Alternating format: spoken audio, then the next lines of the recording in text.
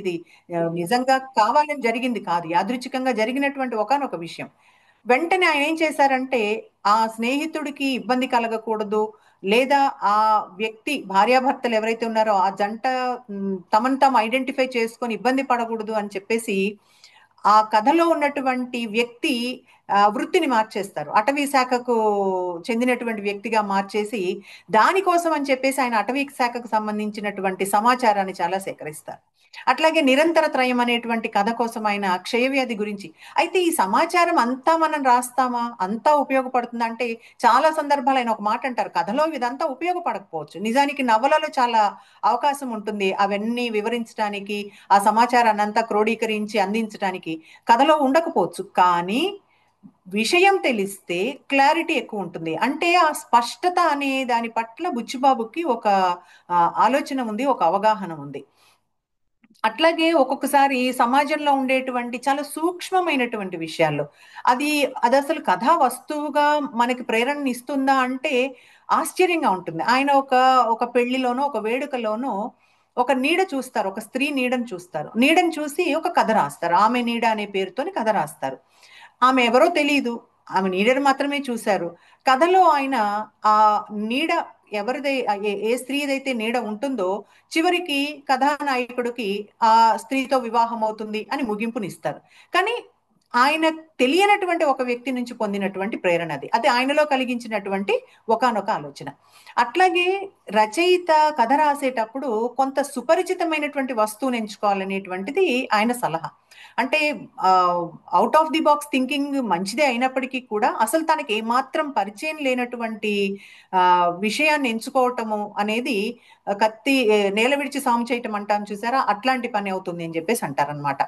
అట్లాగే కథలో శిల్పం భావం ఈ రెండింటి మధ్యన చాలా సమతుల్యత ఉండాలని, శైలి చాలా ఆకర్షణీయంగా ఉండాలి. అందుకనే మనకి బుచ్చిబాబు కథల్లో ఆ వస్తువు ఎంత లోతైనదైనప్పటికీ, ఎంత తీవ్రమైనదైనప్పటికీ ఎందుకు చదవడానికి ఇష్టపడతామంటే ఆ శైలి, ఆ నెరేటివ్ స్టైల్ చాలా బాగుంటుంది, కవితాత్మకత ఉంటుంది. ఆయన చెప్తున్నది చాలా తీవ్రమైనటువంటి విషయమైనప్పటికీ కూడా తెలుసుకుందాం, ఏం చెప్తున్నాడో తెలుసుకుందాం అనేటువంటి ఒక ప్రయత్నం మనం పాఠకులుగా మనం చేస్తాం. అట్లాగే రచయితలు చాలా నిజాయితీతో నిర్భీతితో రాయాలనేటువంటి విషయంలో కూడా ఆయనకి ఒక ఆలోచన ఉంది. వాళ్ళు తప్పనిసరిగా ఆ, చాలా అంటే నిజాయితీతో రాయాలి, నిర్భయంగా రాయాలనేటువంటి విషయాన్ని కూడా ఆయన ప్రస్తావిస్తారు. అట్లాగే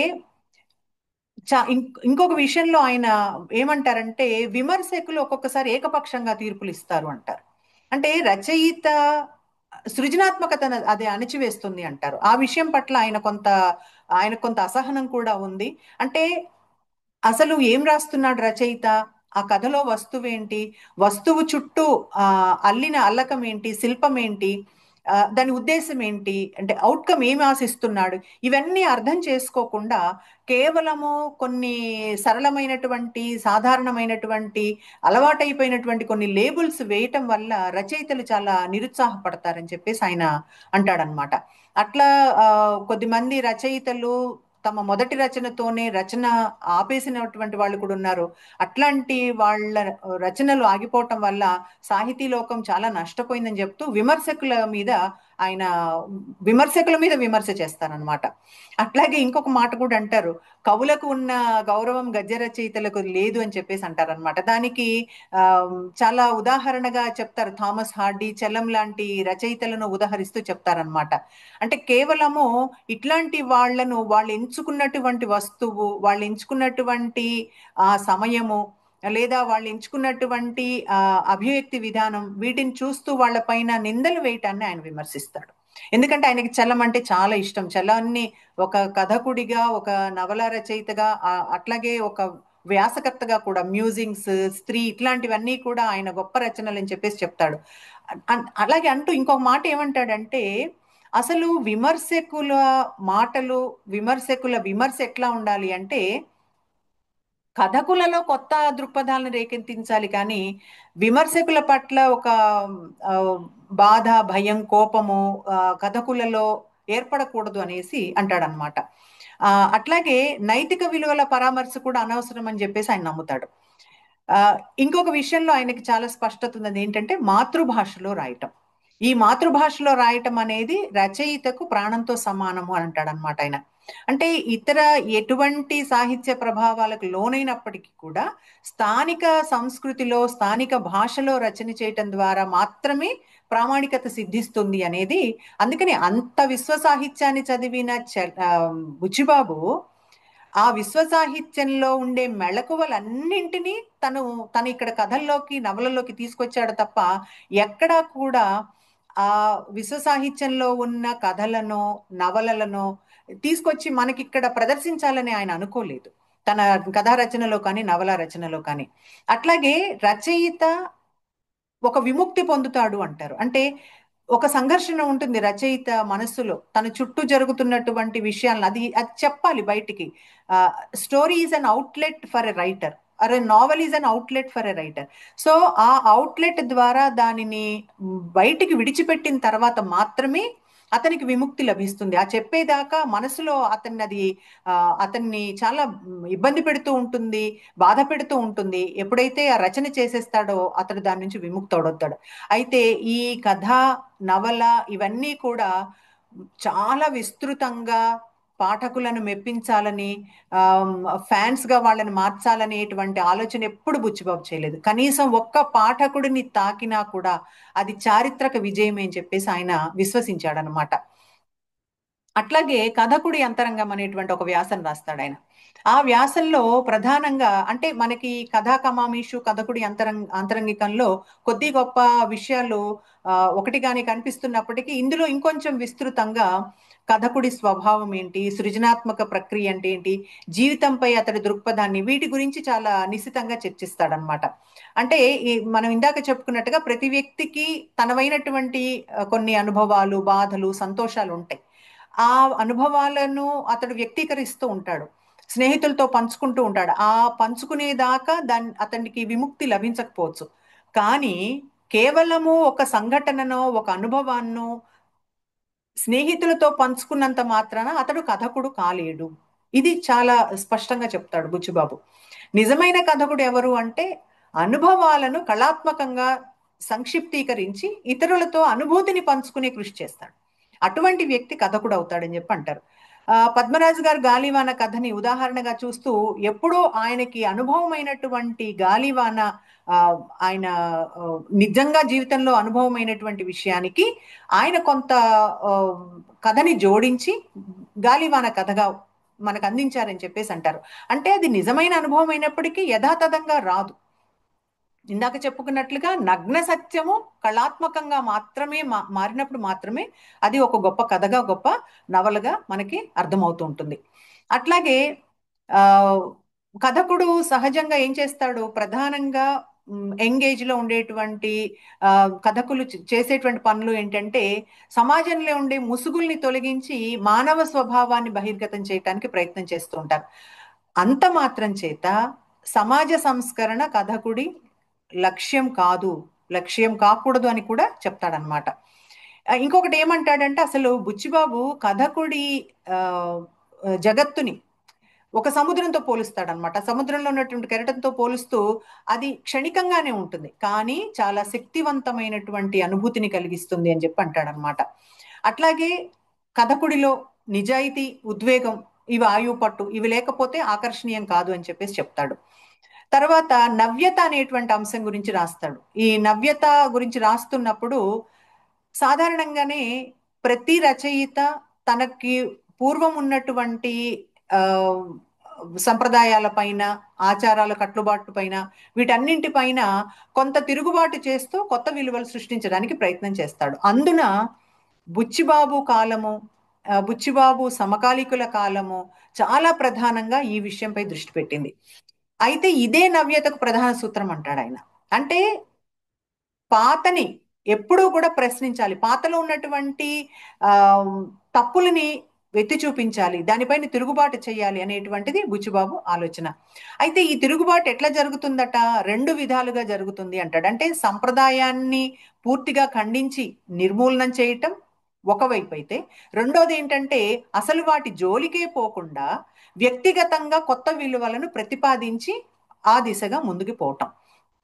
అయితే బుచ్చిబాబు ఈ ఆలోచన చేయటానికి కూడా ఒక కారణం ఏంటంటే, మన దేశంలో ఈ ఆధునిక తత్వం కొనసాగడానికి కూడా మనకి రెండు కారణాలు కనిపిస్తాయి. ఒకటి పాశ్చాత్య సాహిత్యాన్ని చదువుకోవటానికి అవకాశం కల్పించిన పాశ్చాత్య విద్యా ప్రభావం, విద్యా విధానం అమలు కావటం కావచ్చు. అట్లాగే దేశ స్వాతంత్ర్య ఉద్యమం, అంటే ఉన్న స్థితి నుంచి ఇంకొంచెం ఉన్నత స్థితికి, మేలైన స్థితికి వెళ్ళాలనేటువంటి భాగం కావచ్చు. అయితే ఈ రెండింటి ఆ, విషయం లోపట ఆయన ఒక ఆలోచన చేసి ఆయన ఒక మాట అంటాడు: గండువడి నీరు భూభాగమంతా పొర్లి ప్రవహించినట్లు సాహిత్యం ఒక్కసారిగా చెలరేగి మార్గం తెలియకుండా ఇప్పటికీ ప్రవహిస్తూనే ఉందనవచ్చు అంటాడు. నిజానికి ఇది ఇప్పటికే అప్పటికే కాదు, ఇప్పటికీ కూడా అది జరుగుతూనే ఉంది. ఎప్పటికప్పుడు సమాజంలో ఉన్నటువంటి అసమానతలను రూపుమాపటానికి కావచ్చు, వేళ్ళూనుకుపోయిన ఆ నిర్హేతుకమైనటువంటి కొన్ని ఆచారాలు, సంప్రదాయాలు కావచ్చు, వీటన్నింటినీ కూడా ఆ, ఆధునిక తత్వాన్ని అలవరుచుకున్న కథకులు, నవలాకారులు ప్రశ్నిస్తూనే ఉన్నారు. కవులు, రచయితలు, కళాకారులు ప్రశ్నిస్తూనే ఉన్నారు.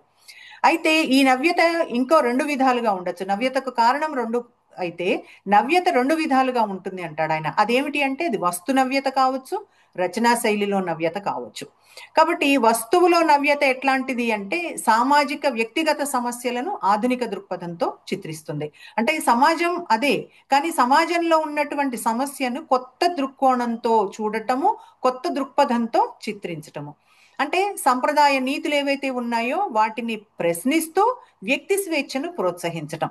మరి శైలీ నవ్యత ఎట్లాంటిది అంటే, వ్యావహారిక భాష, ఆధునిక ఉపమానాలు, సాంకేతిక వ్యక్తీకరణల ద్వారా సామాన్యులకు కూడా, అంటే మన గిడుగు వెంకటరామూర్తి పంతులు, గురజాడ అప్పారావు ఏ పని అయితే చేశారో దాన్ని ఆయన సమర్థిస్తారు. అంటే సామాన్యుల దగ్గరికి వెళ్ళిపోవాలి, అది నవ్యత, శైలీ నవ్యత, అదేం చెప్తారనమాట. అట్లాగే వీళ్ళందరినీ కూడా తలుచుకుంటారు ఆయన ఈ వ్యాసంలో, ఈ నవ్యత అనే వ్యాసంలో వీళ్ళందరినీ తలుచుకుంటారు. గిడుగు రామ్మూర్తి, కందుకూరి వీరేశలింగం, గురజాడ వంటి వారు ఆ సంఘ సంస్కరణ లక్ష్యంతోనే సాహిత్యాన్ని సామాన్యుల దగ్గరికి తీసుకొచ్చారు. వాళ్ళందరికీ కూడా సుబోధకంగా, చాలా తేలికగా అర్థమయ్యే విధంగా చెప్పి రాశారంటారు. అట్లాగే ఇంకొక వైపు శ్రీశ్రీని తలుచుకుంటాడు. అంటే సంప్రదాయంపై తిరుగుబాటు చేశాడు, వ్యక్తి స్వేచ్ఛ గురించి మాట్లాడాడు, సామాజిక అలజడిని గురించి తన రచనలు చిత్రించాడు. ఇవన్నీ కూడా ఆయన తలుచుకుంటూ, దీనికి ప్రధాన కారణంగా ప్రపంచంలో వచ్చినటువంటి ఇంకొక మార్పును కూడా ఆయన చెప్తారు. అంటే కేవలం మన దేశానికి సంబంధించే కాదు, ప్రపంచవ్యాప్తంగా కూడా ఈ మార్పు ఎందుకు వచ్చింది అట అంటే, మొదటి ప్రపంచ యుద్ధం తర్వాత సాహిత్యం సామాజిక దృక్పథం నుంచి వ్యక్తిగత దృష్టి వైపు వెళ్ళింది అని చెప్పి అంటారు. అంతకుముందు సామాజిక దృష్టితోనే సాగినటువంటి సాహిత్యం కాస్త మొదటి ప్రపంచ యుద్ధం తర్వాత వ్యక్తిగత దృష్టి వైపు వెళ్ళింది అంటారు. తర్వాత రెండవ ప్రపంచ యుద్ధం తర్వాత ఈ కావ్య వస్తువుల్లో జాతీయత, ఆరాధన, కళారాధన, ఇవన్నీ కూడా వీటిని ప్రశ్నించటము, వీటన్నిటి గురించి మాట్లాడడం అనేటువంటిది కూడా జరిగింది అని చెప్పి అంటారు.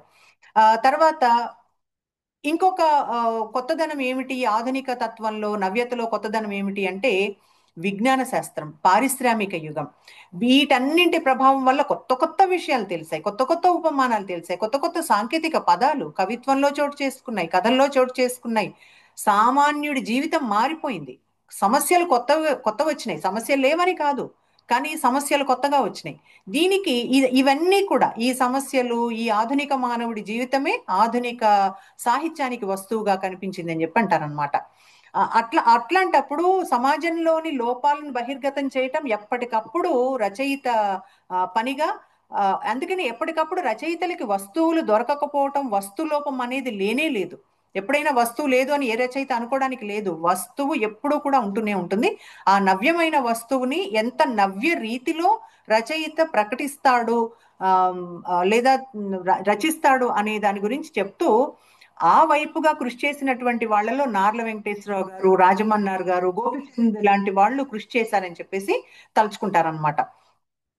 అట్లాగే ఇంకొక మాట ఏం చెప్తారంటే, వస్తువులో ఆధునిక తత్వం తెచ్చిన మార్పు గురించి చెప్తూ, చరిత్ర, సామాజిక వ్యవస్థ, మతాలు, ఇవన్నీ కూడా సామాన్యుడికి చాలా అపచారం చేశాయి, చాలా అన్యాయం చేశాయి. కాబట్టే అతడిని ఉద్ధరించాలని చెప్పేసి ఆధునిక రచయిత, ఆధునిక కవులు పూనుకున్నారని చెప్పేసి చెప్తాడు. మరి కేవలం ఆధునిక రచయితలే కాదు, అందుకు యునెస్కో లాంటి సంస్థల ప్రచారం కూడా కొంత తోడ్పడింది, దోహదపడింది అని చెప్పేసి అంటారనమాట. తర్వాత ఆధునిక సాహిత్యం ఇంకా ఏం చేసిందని చెప్తారంటే, నాగరికతలో ఉండేటువంటి అసూయ ద్వేషాలను, మానవత్వ లోపన అంటే మానవీయ గుణం లోపించటాన్ని కూడా ప్రశ్నిస్తుంది అని చెప్పేసి అంటారనమాట. అందుకనే నేను ఇందాక ప్రస్తావించినట్లుగా ఆయన ప్రతి వ్యాసంలో ఆంగ్ల రచయితలు, తెలుగు రచయితలు, తెలుగు కవులు వీళ్ళందరి గురించి ప్రస్తావిస్తారు. అట్లాగా సోమర్సెట్ మామ్ నవలల్లో ఉండేటువంటి నాగరికత నుంచి పారిపోయేటువంటి తపన కావచ్చు, పద్మరాజు, కొడవటిగంటి కుటుంబరావు లాంటి వాళ్ళ కథల్లో ఉండేటువంటి స్వేచ్ఛ కోసం వెతుకులాడేటువంటి తత్వం కావచ్చు, ఇవన్నీ కూడా చెప్తూ ఇట్లాంటి అంశాలను అంటే ఆయన కొద్దిగా లోతుగా సెక్స్ లో సంప్రదాయ బంధనాలు స్వేచ్ఛకు ఆనందానికి అడ్డుగా నిలిచి అసంతృప్తితో వ్యక్తిని అతని ప్రవర్తనను చెడగొడతాయని ఆంగ్ల రచయితలు రాశారంటూ కొద్దిమంది ఆంగ్ల రచయితలు ప్రస్తావన చేస్తారు, డిహెచ్ లారెన్స్, మొరేవియా లాంటి వాళ్ళు.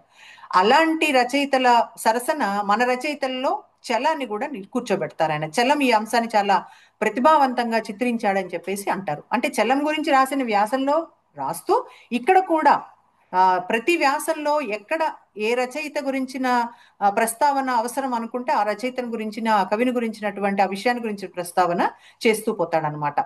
అట్లాగే ఇంకొక వ్యాసం తీసుకుంటాడు ఆయన, నవలలో కనపడని పాత్రలు. సాధారణంగా నవలలో పాత్రలు ఉంటాయి, కథ అయినా నవలైనా కొన్ని పాత్రలు ఉంటాయి. నవలలో కొద్దిగా ఎక్కువ పాత్రలు ఉంటాయి, నిడివి ఎక్కువగా ఉంటుంది కాబట్టి. మరి ఈ నవలలో కనపడని పాత్రలు ఏవట అంటే అవి రెండు పాత్రలు, రెండు శక్తులు అంటాడనమాట. ఏంటవి అంటే కాలం, రచయిత, వ్యక్తిత్వం. ఈ రెండు కనిపించవు, కానీ ఇవి చాలా ముఖ్యమైన పాత్ర పోషిస్తాయి అని చెప్తాడు ఆయన. అంటే ఏ వ్యక్తి జీవితంలోనైనా సరే కాలం చాలా మార్పులు తీసుకొస్తుంది. అది భౌతికమైన మార్పులు తీసుకొస్తుంది, మానసికమైనటువంటి మార్పులు కూడా తీసుకొస్తుంది. అంటే మనసు, ఆ, ప్రవర్తన, వీటన్నింటిపైన కూడా కాలం ప్రభావం చూపిస్తుంది. అయితే ఈ కాలాన్ని గురించి అటు కవితలో కానీ, కథలో కానీ, కథానికలో కానీ, వ్యాసంలో కానీ పెద్దగా పట్టించుకోవాల్సిన అవసరం లేదు, ఎందుకంటే అక్కడ నిడివి చాలా తక్కువ ఉంటుంది. నిజానికి వ్యాసంలో కాలానికి సంబంధించి ఆ దాని ప్రభావం కూడా చాలా తక్కువగా ఉంటుంది. కానీ నవలలో మాత్రం కాలం చాలా కీలక పాత్ర పోషిస్తుంది. ఎందుకంటే ఒక్కొక్కసారి 100 సంవత్సరాల కాలాన్ని కూడా ఆ నవలాకారుడు క్యాన్వాస్ గా తీసుకుంటాడు. అలాంటి సందర్భంలో ఈ 100 సంవత్సరాల కాలంలో జరిగిన పెను మార్పులు, it's not a small time, ఒక 100 సంవత్సరాల కాలంలో చాలా పెను మార్పులు సంభవిస్తూ ఉంటాయి. కాబట్టి అక్కడ సంఘటనలను, పాత్రలను, సమాజాన్ని, వీటన్నింటినీ కూడా, ఆ కథాంశాన్ని, వీటన్నింటినీ కూడా ఆ కాలం ప్రభావితం చేస్తుంది అని చెప్పేసి అంటాడనమాట. అట్లాగే చెప్తూ ఇక్కడ మళ్ళీ ప్రస్తావన పూర్వకంగా జాయిస్ రాసినటువంటి యులెసిస్ గురించి చెప్తూ అది ఒకరోజు సంఘటనలను వర్ణిస్తూ కాలాన్ని నిలిచిపోయేటట్లు చేసిన రచన అని చెప్పేసి అంటాడనమాట. తర్వాత ప్రూస్ట్ రచనల్లో కాలం ప్రధాన పాత్ర అయినప్పటికీ కూడా మనుషులే నవలలో ముఖ్యమని, కాలాన్ని అతిగా పట్టించుకుంటే మనుషులు, కాలం రెండు అర్థం కాకుండా పోతాయని కూడా హెచ్చరిస్తాడు. అంటే కాలం చాలా ప్రధాన పాత్ర అని చెప్తూ దాన్ని అతిగా పట్టించుకోవద్దనేటువంటి హెచ్చరిక కూడా చేస్తాడనమాట. ఇంకొక ఉదాహరణ చెప్తూ టాల్స్టాయ్ రచించినటువంటి వార్ అండ్ పీస్, నేరము శిక్షలో కాలం, స్థలం ఈ రెండింటి యొక్క సమన్వయం చాలా బాగా జరిగిందని చెప్తాడు. అంటే ఈ వ్యాసాల్లో ఆయన ఇందాక చెప్పినట్లుగా ఆయన అధ్యయనం చేత ఆయనకు ఏర్పడినటువంటి అభిప్రాయాలు లేదా ఆయన తెలుసుకున్నటువంటి విషయాలను సాహిత్య వ్యాసాల ద్వారా పాఠకులతో పంచుకునేటువంటి ప్రయత్నం చేస్తారు. ఎక్కడ అవకాశం కనిపిస్తే అక్కడ ఆయన దానిని ప్రస్తావన చేస్తూ పోతారు. తర్వాత ఇంకొక మాట అంటారు, కాలానికి ఆ బహుమితీయ స్వభావం ఉంది అంటారు. అంటే గడియారంలో సాగే కాలం ఒకటి, వ్యక్తుల మనసులో ప్రవహించే కాలం ఒకటి. అంటే మనిషి ఊహల్లో వెనక్కి వెళ్తాడు, ఈ కాలాలన్నీ వేరువేరుగా ఉంటాయి. అంటే తన ఊహను ఊహిస్తున్నట్టుగా తెలుసుకునేటువంటి సామర్థ్యాల్ని, వీటి ద్వారా ఈ ద్వంద్వ జిజ్ఞాస వల్ల వచ్చినటువంటి విషయం కూడా మనకి ఒక పాత్రగా, కాలం ఒక పాత్రగా నిలబడడానికి కారణమవుతుంది అని చెప్పంటాడనమాట. ఒక్కొక్కసారి రచయిత కాలానికి కూడా బంధితుడు అవుతాడు అని చెప్తాడనమాట. అంటే ప్రస్తుతంలో ఉండి గత కాలానికి ప్రవేశించటం, పాత్రలతో తాను ఎదగటం, తాను ఎదుగుతూ ఆ పాత్రల ఎదుగుదలను రచిస్తూ పోవటం, ఇవన్నీ కూడా మనకి ఆ కాలం యొక్క ప్రాధాన్యతను చూస్తూ పోతాడు, చెప్తూ పోతాడు అనమాట. తర్వాత ఒక్కొక్కసారి నవలలో ముందుగా ఇతివృత్తం అల్లుకుంటే పాత్రలు కీలు బొమ్మలవుతాయి అని చెప్పి అంటాడు అనమాట. దానివల్ల పరిణామం ఉండదు అనేటువంటి విషయాన్ని చెప్తూ కాలం సముద్ర గర్భంలాగా కదిలితే పాత్రల ఉనికిని నవల కట్టిపడేస్తుంది అని చెప్పి అంటాడనమాట. అంటే ఈ రచయిత ప్రస్తుతంలో ఉండి అన్ని భూత భవిష్యత్ వర్తమాన కాలాల మధ్యన తిరుగుతూ ఉంటాడు, పాత్రలతో కలిసి ప్రయాణిస్తూ ఉంటాడు, పాత్రల ఎదుగుదలని చూస్తూ ఉంటాడు. తద్వారా జరిగినటువంటి విషయాలను, తను చెప్పదలుచుకున్నటువంటి విషయాన్ని పాఠకులకు చేరవేసేటువంటి ప్రయత్నం చేస్తాడు. తర్వాత ఇక్కడ ఇంకొక మాట ఏమంటాడంటే, సాధారణంగా డైరీలను నవలలుగా రాసేటువంటి ఒక ప్రక్రియ కూడా మన దగ్గర కొద్దిమంది ప్రయత్నం చేశారు.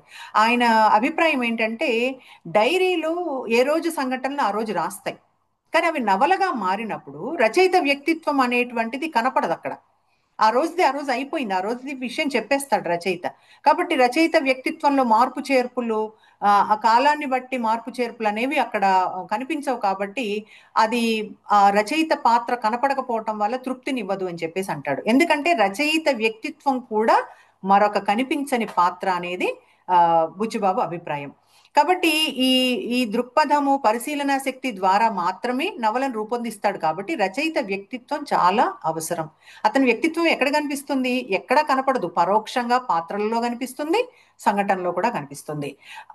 అయితే మంచి రచయిత ఏం చేస్తాడు, ఉత్తమ రచయిత ఏం చేస్తాడంటే, తన ఆలోచనలైనా తన ఆదర్శాలైనా పాత్రలపై రుద్దడు, సహజంగా వాటిని పెరగనిస్తాడు.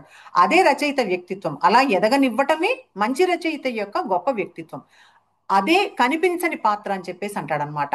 అక్కడ ఏమిటి అతనికి ఉన్న లక్షణాలు ఏంటి అంటే, ఔదార్యం, నిజాయితీ, ఈ సమన్వయ శక్తి, ఇవి అతడి లక్షణాలు. ఆ లక్షణాలు కలిగినటువంటి మంచి రచయిత యొక్క వ్యక్తిత్వమే కనిపించని పాత్ర. ఆ పాత్ర చేసేటువంటి పని ఏంటి అంటే, పాత్రలు వాటంతట అవి ఎదిగి ఆ అవి సహజంగా కనిపించటం, సహజంగా పెరగటం. అట్లాగే ఈ ఈ రెండు పాత్రలు ఏవైతే కనిపించని పాత్రలు ఉన్నాయో, ఈ రెండు కూడా పాఠకుల్ని చాలా ఆకర్షిస్తాయి. అంటే పాఠకులకు తెలియదు అక్కడ రచయిత వ్యక్తిత్వము కనిపించకుండా రచయితను పాఠకుడికి చాలా దగ్గర చేస్తాయి అని చెప్పేసి అంటాడు. వీటన్నింటి తర్వాత ఆయన తనను మార్చిన పుస్తకం గురించి నన్ను మార్చిన పుస్తకం అనే ఒక వ్యాసాన్ని మనకు అందిస్తారు.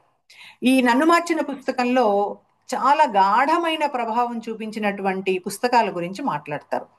మాట్లాడినప్పుడు ఆయన అనేది ఏంటంటే, ఒక మాట అంటారు, దృక్పథాన్ని అలవరుచుకునేటట్లుగా చేస్తేనే ఆ పుస్తకం మార్చివేసింది. అయితే ఎలా దృక్పథాన్ని మార్చివేసిందని చెప్పొచ్చు అంటే, వ్యక్తిత్వాన్ని సంపూర్ణంగా వికసింపజేసి మనస్తత్వ నిర్మాణానికి గనక సహాయపడి జీవితం పట్ల ఒక దృక్పథాన్ని ఏర్పరిస్తే అది ఆ పుస్తకం మనల్ని మార్చివేసింది అనొచ్చు అంటాడనమాట.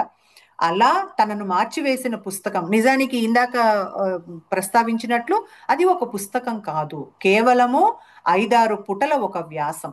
బెర్ట్రాండ్ రసెల్ రాసినటువంటి ఏ ఫ్రీ మ్యాన్స్ వర్షిప్, స్వేచ్ఛాజీవుల ఆరాధన అనే 5-6 పుటల వ్యాసం అది.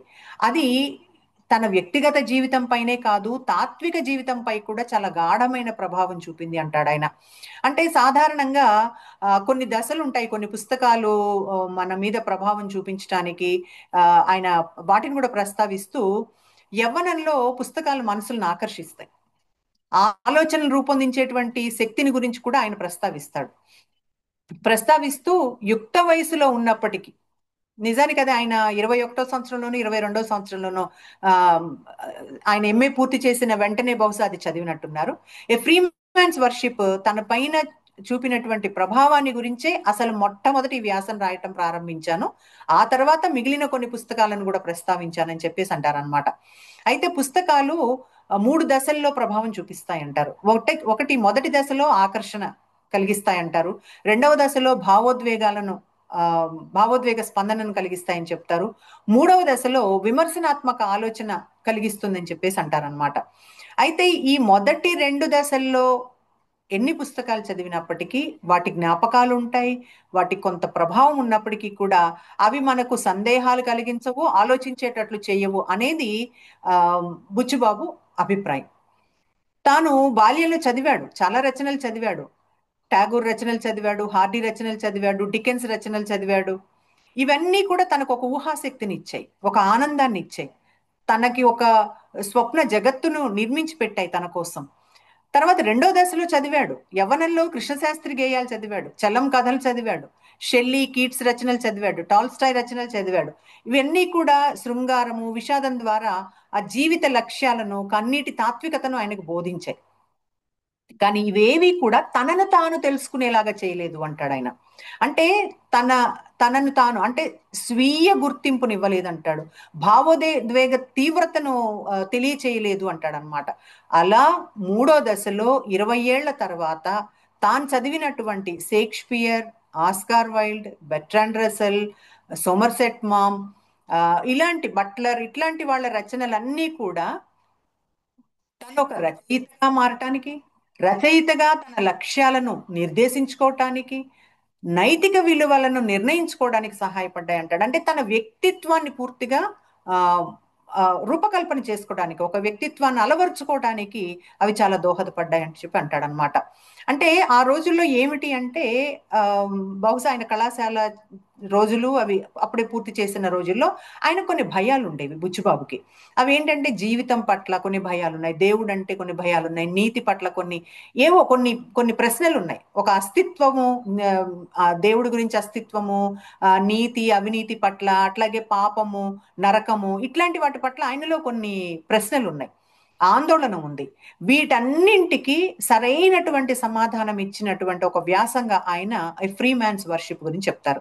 అంటే రసెల్ వ్యాసం, ఆయన ఒకటే మాట అంటారు, రసెల్ వ్యాసం ఏం చెప్పింది నాకు అంటే, దైవాధీనత లేకుండా, దైవానికి అధీనుడు కాకుండా స్వేచ్ఛాయుత జీవనాన్ని సమర్థిస్తూ సౌందర్యం, మంచితనం, ఈ రెండే మానవ ఆదర్శాలుగా ఆరాధించాలని చెప్తున్నారు. ఆ విషయం ఆయనకి ఒక్కసారిగా తనను తాను గుర్తుంచుకునేటట్లుగా చేసిందని చెప్పి అంటారనమాట.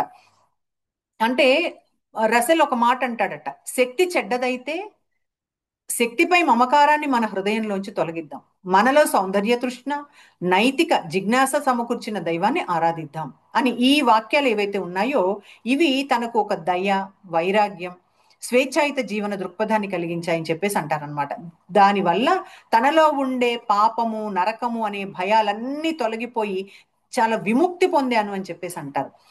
అందుకనే తన చివరికి తన నవలల్లో ఇవన్నీ ప్రతిఫలిస్తాయని చెప్తారు. అంటే బెర్ట్రాండ్ రసెల్ రాసిన ఒక 5-6 పుటల వ్యాసం తెలుగు సాహిత్యానికి చివరికి మిగిలేది లాంటి ఒక గొప్ప పుస్తకాన్ని, గొప్ప నవలను అందించింది అనేటువంటి విషయం మనకి ఈ వ్యాసం చదివితే అర్థమవుతుంది.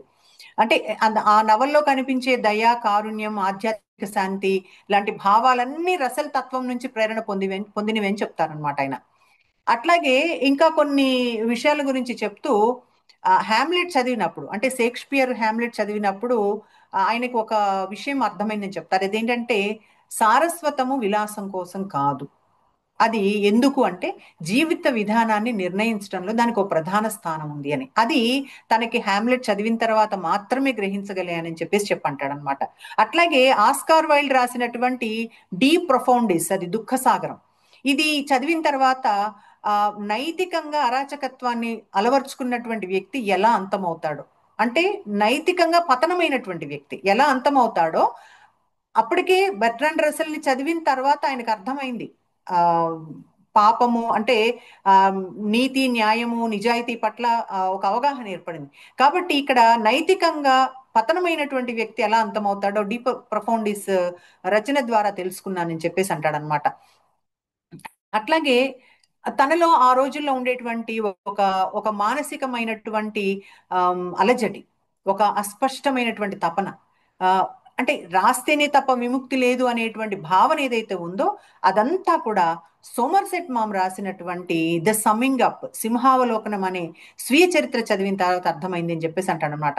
ఈ 3 రచనలు చాలా ప్రధానంగా రచయితకి మెళకువలనిస్తాయి, పరికరాలను పరిశీలించే అవగాహనను కల్పిస్తాయి, సాధ్యపడే లక్ష్యాలను కూడా ఏర్పరచుకోవటానికి అవకాశం కల్పిస్తాయని చెప్తాడనమాట. అందుకనే ఈ 3 పుస్తకాల గురించి చాలా ప్రస్తావిస్తూ అక్కడితో ఆగిపోడు.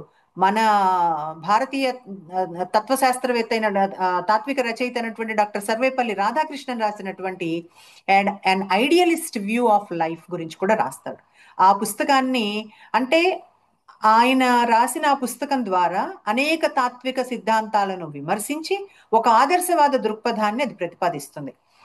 ఇది తన భావ ప్రపంచాన్ని తారుమారు చేసిన మహా గొప్ప పుస్తకం అని చెప్పి కూడా అంటాడు. అంటూ మానవ సమస్యలు సార్వత్రికము, అది ఒక ప్రాంతానికి చెందినవి కాదు. మనిషి ఎక్కడ ఉన్నా కూడా సమస్యలు అన్ని చోట్ల ఉన్నాయి. కాబట్టి ఈ ఆధ్యాత్మిక సాఫల్యానికి తర్కాన్ని అధిగమించేటువంటి అతీంద్రియ జ్ఞానం అవసరం అనేటువంటి విషయాన్ని ఈ పుస్తకం బోధించిందని చెప్పేసి అంటాడు.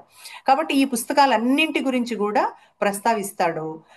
అట్లాగే ఇంకొక వ్యాసం ఆ, ఇందులోనే కొనసాగింపుగా నేను ప్రస్తావించదలుచుకున్నది, ఆధునిక నాటకాలు ఆ, ఎందుకు ఆడటం లేదు, అంటే ఎందుకు ప్రేక్షకుల్ని ఆకర్షించటం లేదు అని చెప్పేసి ఒక వ్యాసం కూడా రాస్తారు. స్వయంగా ఆయన ఒక నాటక రచయిత. అనేక మంది రచయితల చేత తాను వస్తువులను ఇచ్చి నాటకాలు రాయించిన వ్యక్తి గోపిచంద్ గారికి. అనేక నాటకాలు రాయటానికి ఈయన మ్, ప్రతిపాదించిన వస్తువులే కారణమయ్యాయి ఆ నాటకాలు రాయటానికి. అది మళ్ళీ గోపిచంద్ గురించి ఆయన మాట్లాడుతున్నప్పుడు ప్రస్తావించినప్పుడు మనకు తెలుస్తుంది. అట్లాగా ఒకప్పుడు ఎంత ఆ, గొప్పగా ఉండేది నాటకాల యొక్క వైభవము. కరపత్రాలు పంచి టికెట్లు కొనుక్కుని హాల్లో కూర్చుని హాల్ అంతా నిండిపోయేలాగా నడిచినటువంటి నాటకాలు ఆధునిక కాలంలో ఎందుకు కొనసాగటం లేదు? పామరులు చూడకపోగా కనీసం విద్యావంతులు కూడా వాటి పట్ల ఎందుకు ఆసక్తి చూపటం లేదు? ఆ, ఎందుకు ఆధునిక నాటకం పట్ల ప్రజలకు ఆకర్షణ తగ్గిపోయింది అని చెప్పేసి అంటూ ప్రధాన కారణంగా ఆయన ప్రస్తావించింది సినిమా. అంటే నాటకాలలో, నాటక సమాజాల్లో ఉన్నటువంటి వాళ్ళు క్రమంగా సినిమాల వైపు వెళ్ళిపోవటము, సినిమాలు మరింత హంగులతో ఎప్పటికప్పుడు అప్డేట్ అవుతూ ఉండటము, ఈ నాటక సమాజాలు కునారిల్లిపోవటము, అట్లాగే నాటక సమాజాలంటూ ప్రత్యేకంగా నాటక సమాజాలు గురువులు లేకుండా ఎవరి వృత్తులు ఉద్యోగాలలో వాళ్ళుంటూ కేవలము కాలక్షేపంగా సంవత్సరానికి ఒకసారి ప్రదర్శన చేయటము, నాటక పరిషత్తులు పోటీలు పెడుతున్నప్పటికీ కూడా అందులో కూడా సీరియస్నెస్ లేకపోవటమే కారణం అని చెప్పేసి చెప్తూ క్రమంగా ప్రేక్షకులు ఇటు సమాజాలు అటు ప్రేక్షకులు అందరూ కూడా వాటిని మర్చిపోయి మారిపోయేటువంటి విషయాన్ని గురించి రాస్తారు. ఈ సమయంలో, ఈ సందర్భంలో ఇవాళ ఈ 21వ శతాబ్దంలో ఇప్పుడిప్పుడే తెలుగు నాటకము ఆ ప్రధానంగా బహుశా ఆంధ్రప్రదేశ్లో నాకు అవగాహన లేదు కానీ తెలంగాణ తెలుగు నాటకాన్ని చూసేటువంటి ప్రేక్షకులు పెరిగారు. టికెట్ కొనుక్కుని రవీంద్ర భారతిలో చూసేటువంటి ప్రేక్షకులు కూడా పెరిగారు. మెర్సీ మార్గరెట్ లాంటి రచయిత్రులు నాటకాలు రాయటము, అట్లాగే నాటకాన్ని యథాతథంగా పూర్వ లక్షణాలతో కాకుండా కొంత ఆధునిక ధోరణిలో రాస్తూ కూడా ఆ, రాస్తున్నటువంటి వాళ్ళు ఉన్నారు. కాబట్టి మళ్ళీ బహుశా నాటకానికి పూర్వపు వైభవం వస్తుంది అనేటువంటి ఆలోచన మనం చేయవచ్చు. ఇవి ఆయన కథా కమామీషు లేదా కథకుడి అంతరంగము, కథా నవలకు సంబంధించి రాసినటువంటి వ్యాసాలైతే, తెలుగు కథకులు కవుల పైన ఆయన కొన్ని వ్యాసాలు రాశారు. అందులో ప్రధానంగా ఆయన రాసినవి చలం గురించి రాశారు, నేనెరిగిన గోపీచంద్ అని రాశారు, కవి కథకుడు బాలగంగాధర్ తిలక్ రాశారు, అట్లాగే అడవి బాపిరాజు గారి దృక్పథం గురించి రాశారు, కృష్ణశాస్త్రి గురించి రాశారు. అయితే ఇక్కడ కృష్ణశాస్త్రి మీద చిన్న చిన్న విమర్శలు కూడా చేశారు. కానీ చాలా ఎక్కువ అయితే వీళ్ళందరితోని చాలా ఆశ్చర్యం ఏంటంటే, ఆయన చాలా స్పష్టంగా ఆయన వ్యాసాల్లో రాశారు, ఈ రచయితలవి రచనలు నేను అన్ని సంపూర్ణంగా చదవలేదు, పైగా వీళ్ళందరితో పరిచయాలు కూడా చాలా ఎక్కువ లేవు. ఆయన చెప్తారు, బాపిరాజు గారిని ఎన్నో సంవత్సరాలలో కేవలము 10-12 నిమిషాలు మాత్రమే కలిశాను అని. కానీ ఆయన చదివినంత వరకు ఆయన ఎంత లోతుగా చదివారు, ఎంత విమర్శనాత్మక దృష్టితో చదివారు, ఎంత తులనాత్మక విశ్లేషణ చేశారు అనేటువంటిది మనకి అర్థమవుతుంది. అంటే ఆయన చలం గురించి మాట్లాడుతూ ఆయన ఆయన చలం ప్రభావాన్ని చాలా నిశితంగా పరిశీలించారనమాట. అంటే చలం గురించి ఒక మాట అంటారు ఆయన, అంటే చలం మాటలు, చేష్టలు, ఆలోచనలో చాలా నిజాయితీ ఉంది అని చెప్పి అంటారు, చాలా సమన్వయం ఉంది అంటారు. అందుకనే ఆయన వ్యక్తిత్వం చాలా గొప్పతనాన్ని సాధించింది అనే మాట చెప్తారనమాట. అంటే ఆయన ఆ రెండింటి అంటే ఎలా చెప్తారంటే, ఆయన అటు కవిత్వ శైలి ఇటు సామాజిక ప్రభావం ఈ రెండింటిని చాలా స్పష్టం చేస్తూ రెండింటి మధ్యన ఒక సమన్వయాన్ని ఆయన సాధించాడని చెప్పి అంటారు. అంటూ ఆయనని స్త్రీ, మ్యూజింగ్స్ ఇట్లాంటి రచనలే చేసి ఉంటే, అక్కడితో ఆగిపోయి ఉంటే చలం ఒక సంస్కర్తగా మిగిలిపోయి ఉండేవాడు. కానీ ఆయన అక్కడితో ఆగకుండా కథారచన నవలా రచన చేసి గొప్ప కథకుడిగా, ఒక సంస్కర్త కథకుడిగా, నవలాకారుడిగా కూడా ఆయన మనకి మిగిలాడు అని చెప్పేసి చెప్తాడనమాట. ఆయన ఒక ఆ, సంఘటనని గుర్తు చేసుకుంటూ గుంటూరులో నవ్య సాహిత్య పరిషత్ సభ జరుగుతూ ఉన్నప్పుడు ఆ సభలో లోపట అందరూ కూడా, ప్రాంగణం లోపట అందరూ కూడా చలం గురించి మాట్లాడుతున్నారట, చలం రచనల గురించి ప్రస్తావిస్తున్నారట. కానీ వీరికి ఎంత ఆశ్చర్యం కలిగిందట అంటే, చలం గారు బయట కారిడార్ లో గది వెలుపల పచారులు చేస్తూ ఉన్నారంట. ఇది తనని చాలా ఆకర్షించిందని చెప్పేసి అంటారనమాట. అట్లాగే తన స్నేహితుడు ఒక ప్రశ్న వేసినప్పుడు, విద్యార్థులకు మీరు ఇచ్చే సందేశం ఏంటి అని చెప్పి చలాన్ని ప్రశ్నిస్తే, డబ్బు సంపాదించి ప్రేమించిన స్త్రీ సిద్ధమయ్యే వరకు పెళ్లి చేసుకోవద్దని చెప్పి అన్నారంట. ఇవి అంటే ఆయన ఎంత తీవ్రంగా ఆలోచిస్తారు, ఎంత వాస్తవికంగా ఆలోచిస్తారు అనేటువంటి విషయాన్ని తేట తెల్లం చేశాయి, నన్ను చాలా ఆకర్షించాయి అని చెప్పేసి అంటారనమాట. ఆ తర్వాత ఎప్పటికో ఇది సాహిత్య పరిషత్ జరిగింది 1936 బహుశా. ఆ తర్వాత 20 ఏళ్లకి ఆయన ఒక్క 10 నిమిషాలు ఆయనతో సంభాషించినప్పుడు ఆయన మాటలు కానీ, ఆయన చేష్టలు కానీ, ఆయన ఆలోచనల్లో ఉన్నటువంటి నిజాయితీ, అది తనని చాలా ఆకర్షించింది చెప్తారు. అంటే ఆయన చెప్పాలనుకున్నది చెప్పారు, చెయ్యాలనుకున్నది చేశారు, రాయాలనుకున్నది రాశారు అని చెప్పేసి అంటారనమాట. అయితే కొన్ని లక్ష్యాలు ఉంటాయి, ప్రతి వ్యక్తికి కొన్ని లక్ష్యాలు ఉంటాయి. ఆ లక్ష్య సమన్వయం కోసం ఆయన ప్రయత్నం చేస్తూ పోయారు. ఆ అయితే ఆయన రచనల గురించి ఒక మాట ఏం చెప్తారంటే, స్త్రీ గ్రంథానికి ఆయన ఒక ముందు మాట రాశారు చలం. 1930లో వచ్చినప్పుడు ఒక ఉపోద్ఘాతం రాస్తారు, తిరిగి 20 ఏళ్ల తర్వాత ఒక ఉపోద్ఘాతం రాస్తారు. ఈ రెండు ఉపోద్ఘాతాల మధ్యన ఉన్నటువంటి తేడాను గురించి కూడా ఆయన చెప్తూ, నిజానికి ఆయన ఆ స్త్రీ నవలకు రాసిన అంకిత వాక్యంలో ఆయన వ్యక్తిత్వం అంతా ఉందని చెప్పేసి అంటారనమాట. అంటే స్త్రీకి సంబంధించి మనందరికీ తెలిసిన విషయమే, శారీరక మేధో హృదయ సంబంధమైనటువంటి అవసరాలను గుర్తించి వాటికి వ్యాయామం ఇవ్వాలి, జ్ఞానం ఇవ్వాలి, ఆ అనుభవాలు ఇవ్వాలి అని చెప్పేసి ఆ అంకిత వాక్యమే నిజానికి చలం యొక్క వ్యక్తిత్వానికి నిలువుటద్దం లాంటిదని చెప్తూ, ఈ రెండు ఉపోద్ఘాతాల మధ్యన ఆ తేడాని చెప్తూ చలం ఎంత బాధను వ్యక్తం చేస్తారు రెండో ఉపోద్ఘాతంలో ఏంటంటే, అత్త అధికారం నుంచి, భర్త అధికారం నుంచి తప్పించుకుంటున్న నవీన స్త్రీ శోకులకు సంఘ గౌరవానికి బానిస అవుతుంది అని చెప్పేసి బాధపడ్డాడని చెప్పేసి, ఆయన అనుకున్న సంకల్పం పూర్తిగా నెరవేరలేదనేటువంటి బాధ మనకు అర్థమవుతుంది అని చెప్పేసి అంటారనమాట. అంటే ఇది చాలా సహజం అని కూడా అంటారు మళ్ళీ. అంటే ఒక పెద్ద పనిని చేయాలనుకున్నప్పుడు ప్రతి వ్యక్తిలో ఎంతో కొంత అసంతృప్తి ఉండడం చాలా సహజము. ఆ అసంతృప్తి ఇక్కడ వ్యక్తమైందని చెప్పేసి అంటూ, అసలు చలము మధ్యతరగతి వాళ్ళ గురించి ఎంత గొప్పగా ఆలోచించారు, ఎంత గొప్పగా అర్థం చేసుకున్నారని చెప్పంటారు. అంటే ఆ మధ్యతరగతికి పైన ఉన్నటువంటి తరగతి గురించి కానీ, క్రిందున్నటువంటి తరగతిలో కానీ స్వేచ్ఛా జీవనానికి సంబంధించినటువంటి అదుపాజ్ఞలు చాలా తక్కువ. స్వేచ్ఛ గురించి లేదా ఆలోచించాల్సి వచ్చినప్పుడు మధ్యతరగతి వాళ్ళు ఎప్పుడూ కూడా బెరుకుగా ఉండేవాళ్ళు. ఎందుకంటే మధ్యతరగతి వాళ్ళు తమ గురించి తాము కాకుండా, తమ చుట్టూ ఉండే సమాజం తమ గురించి ఏమనుకుంటుందో అనే ఆలోచనకి ఎక్కువ ప్రాధాన్యతనిస్తారు. కాబట్టి ఆ విషయాన్ని ఆయన బాగా అర్థం చేసుకున్నారు. అందుకనే మధ్యతరగతి జీవితాల గురించి చలం అంత గొప్పగా, చలం అంత బాగా, చలం అంత స్పష్టంగా చిత్రించిన రచయిత ఇంకొకరు లేరు అని చెప్పేసి ఆయన అంటారనమాట. తన ఆలోచనగా ఆయన ప్రకటిస్తారు.